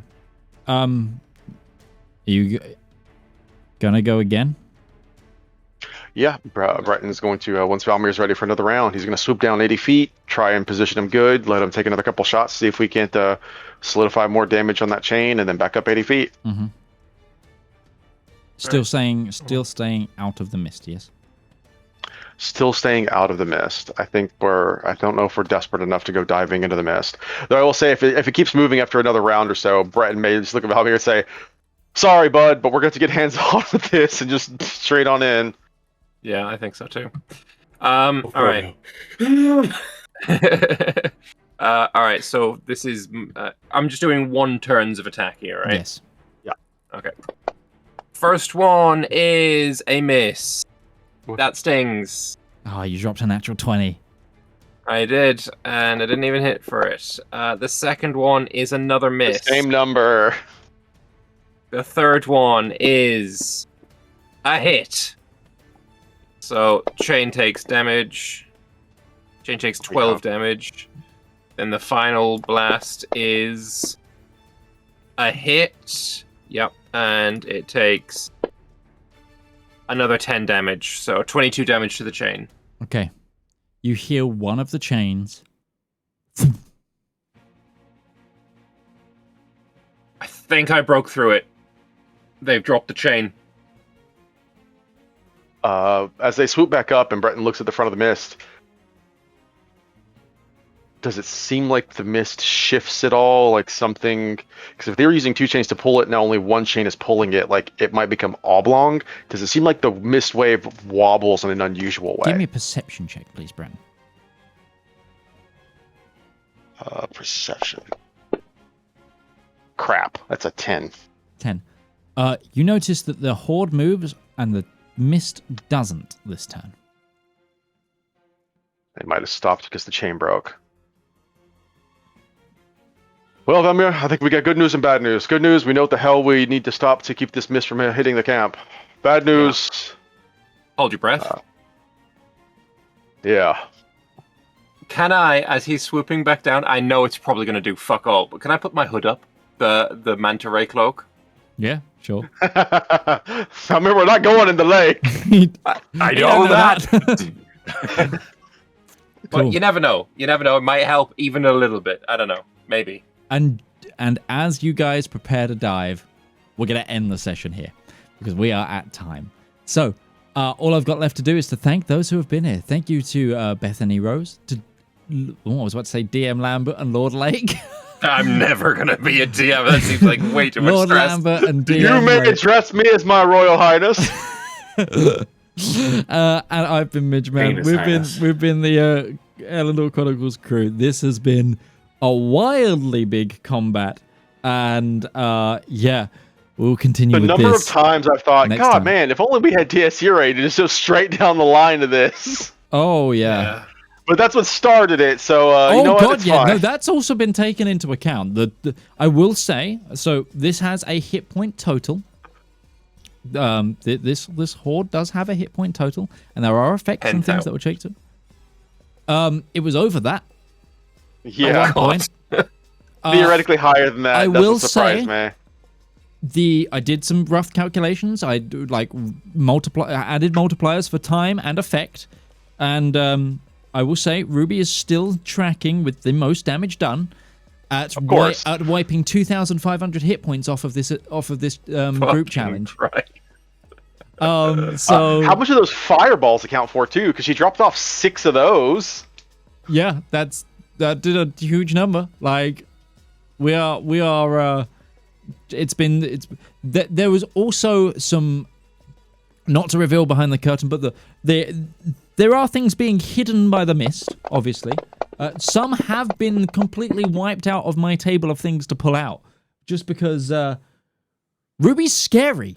Ruby is a scary individual. Like it's This just is how warfare, this and she's a blaster caster. Like Exactly. AOE is what devastates these sizes. Like yeah, like whilst it like Breton and Valymr just don't compete when you're dealing with large swaths of people. Like we can kill one thing at a time really good. We don't kill everybody all at once. absolutely, and especially some of that was radiant damage as well with DSE Ray.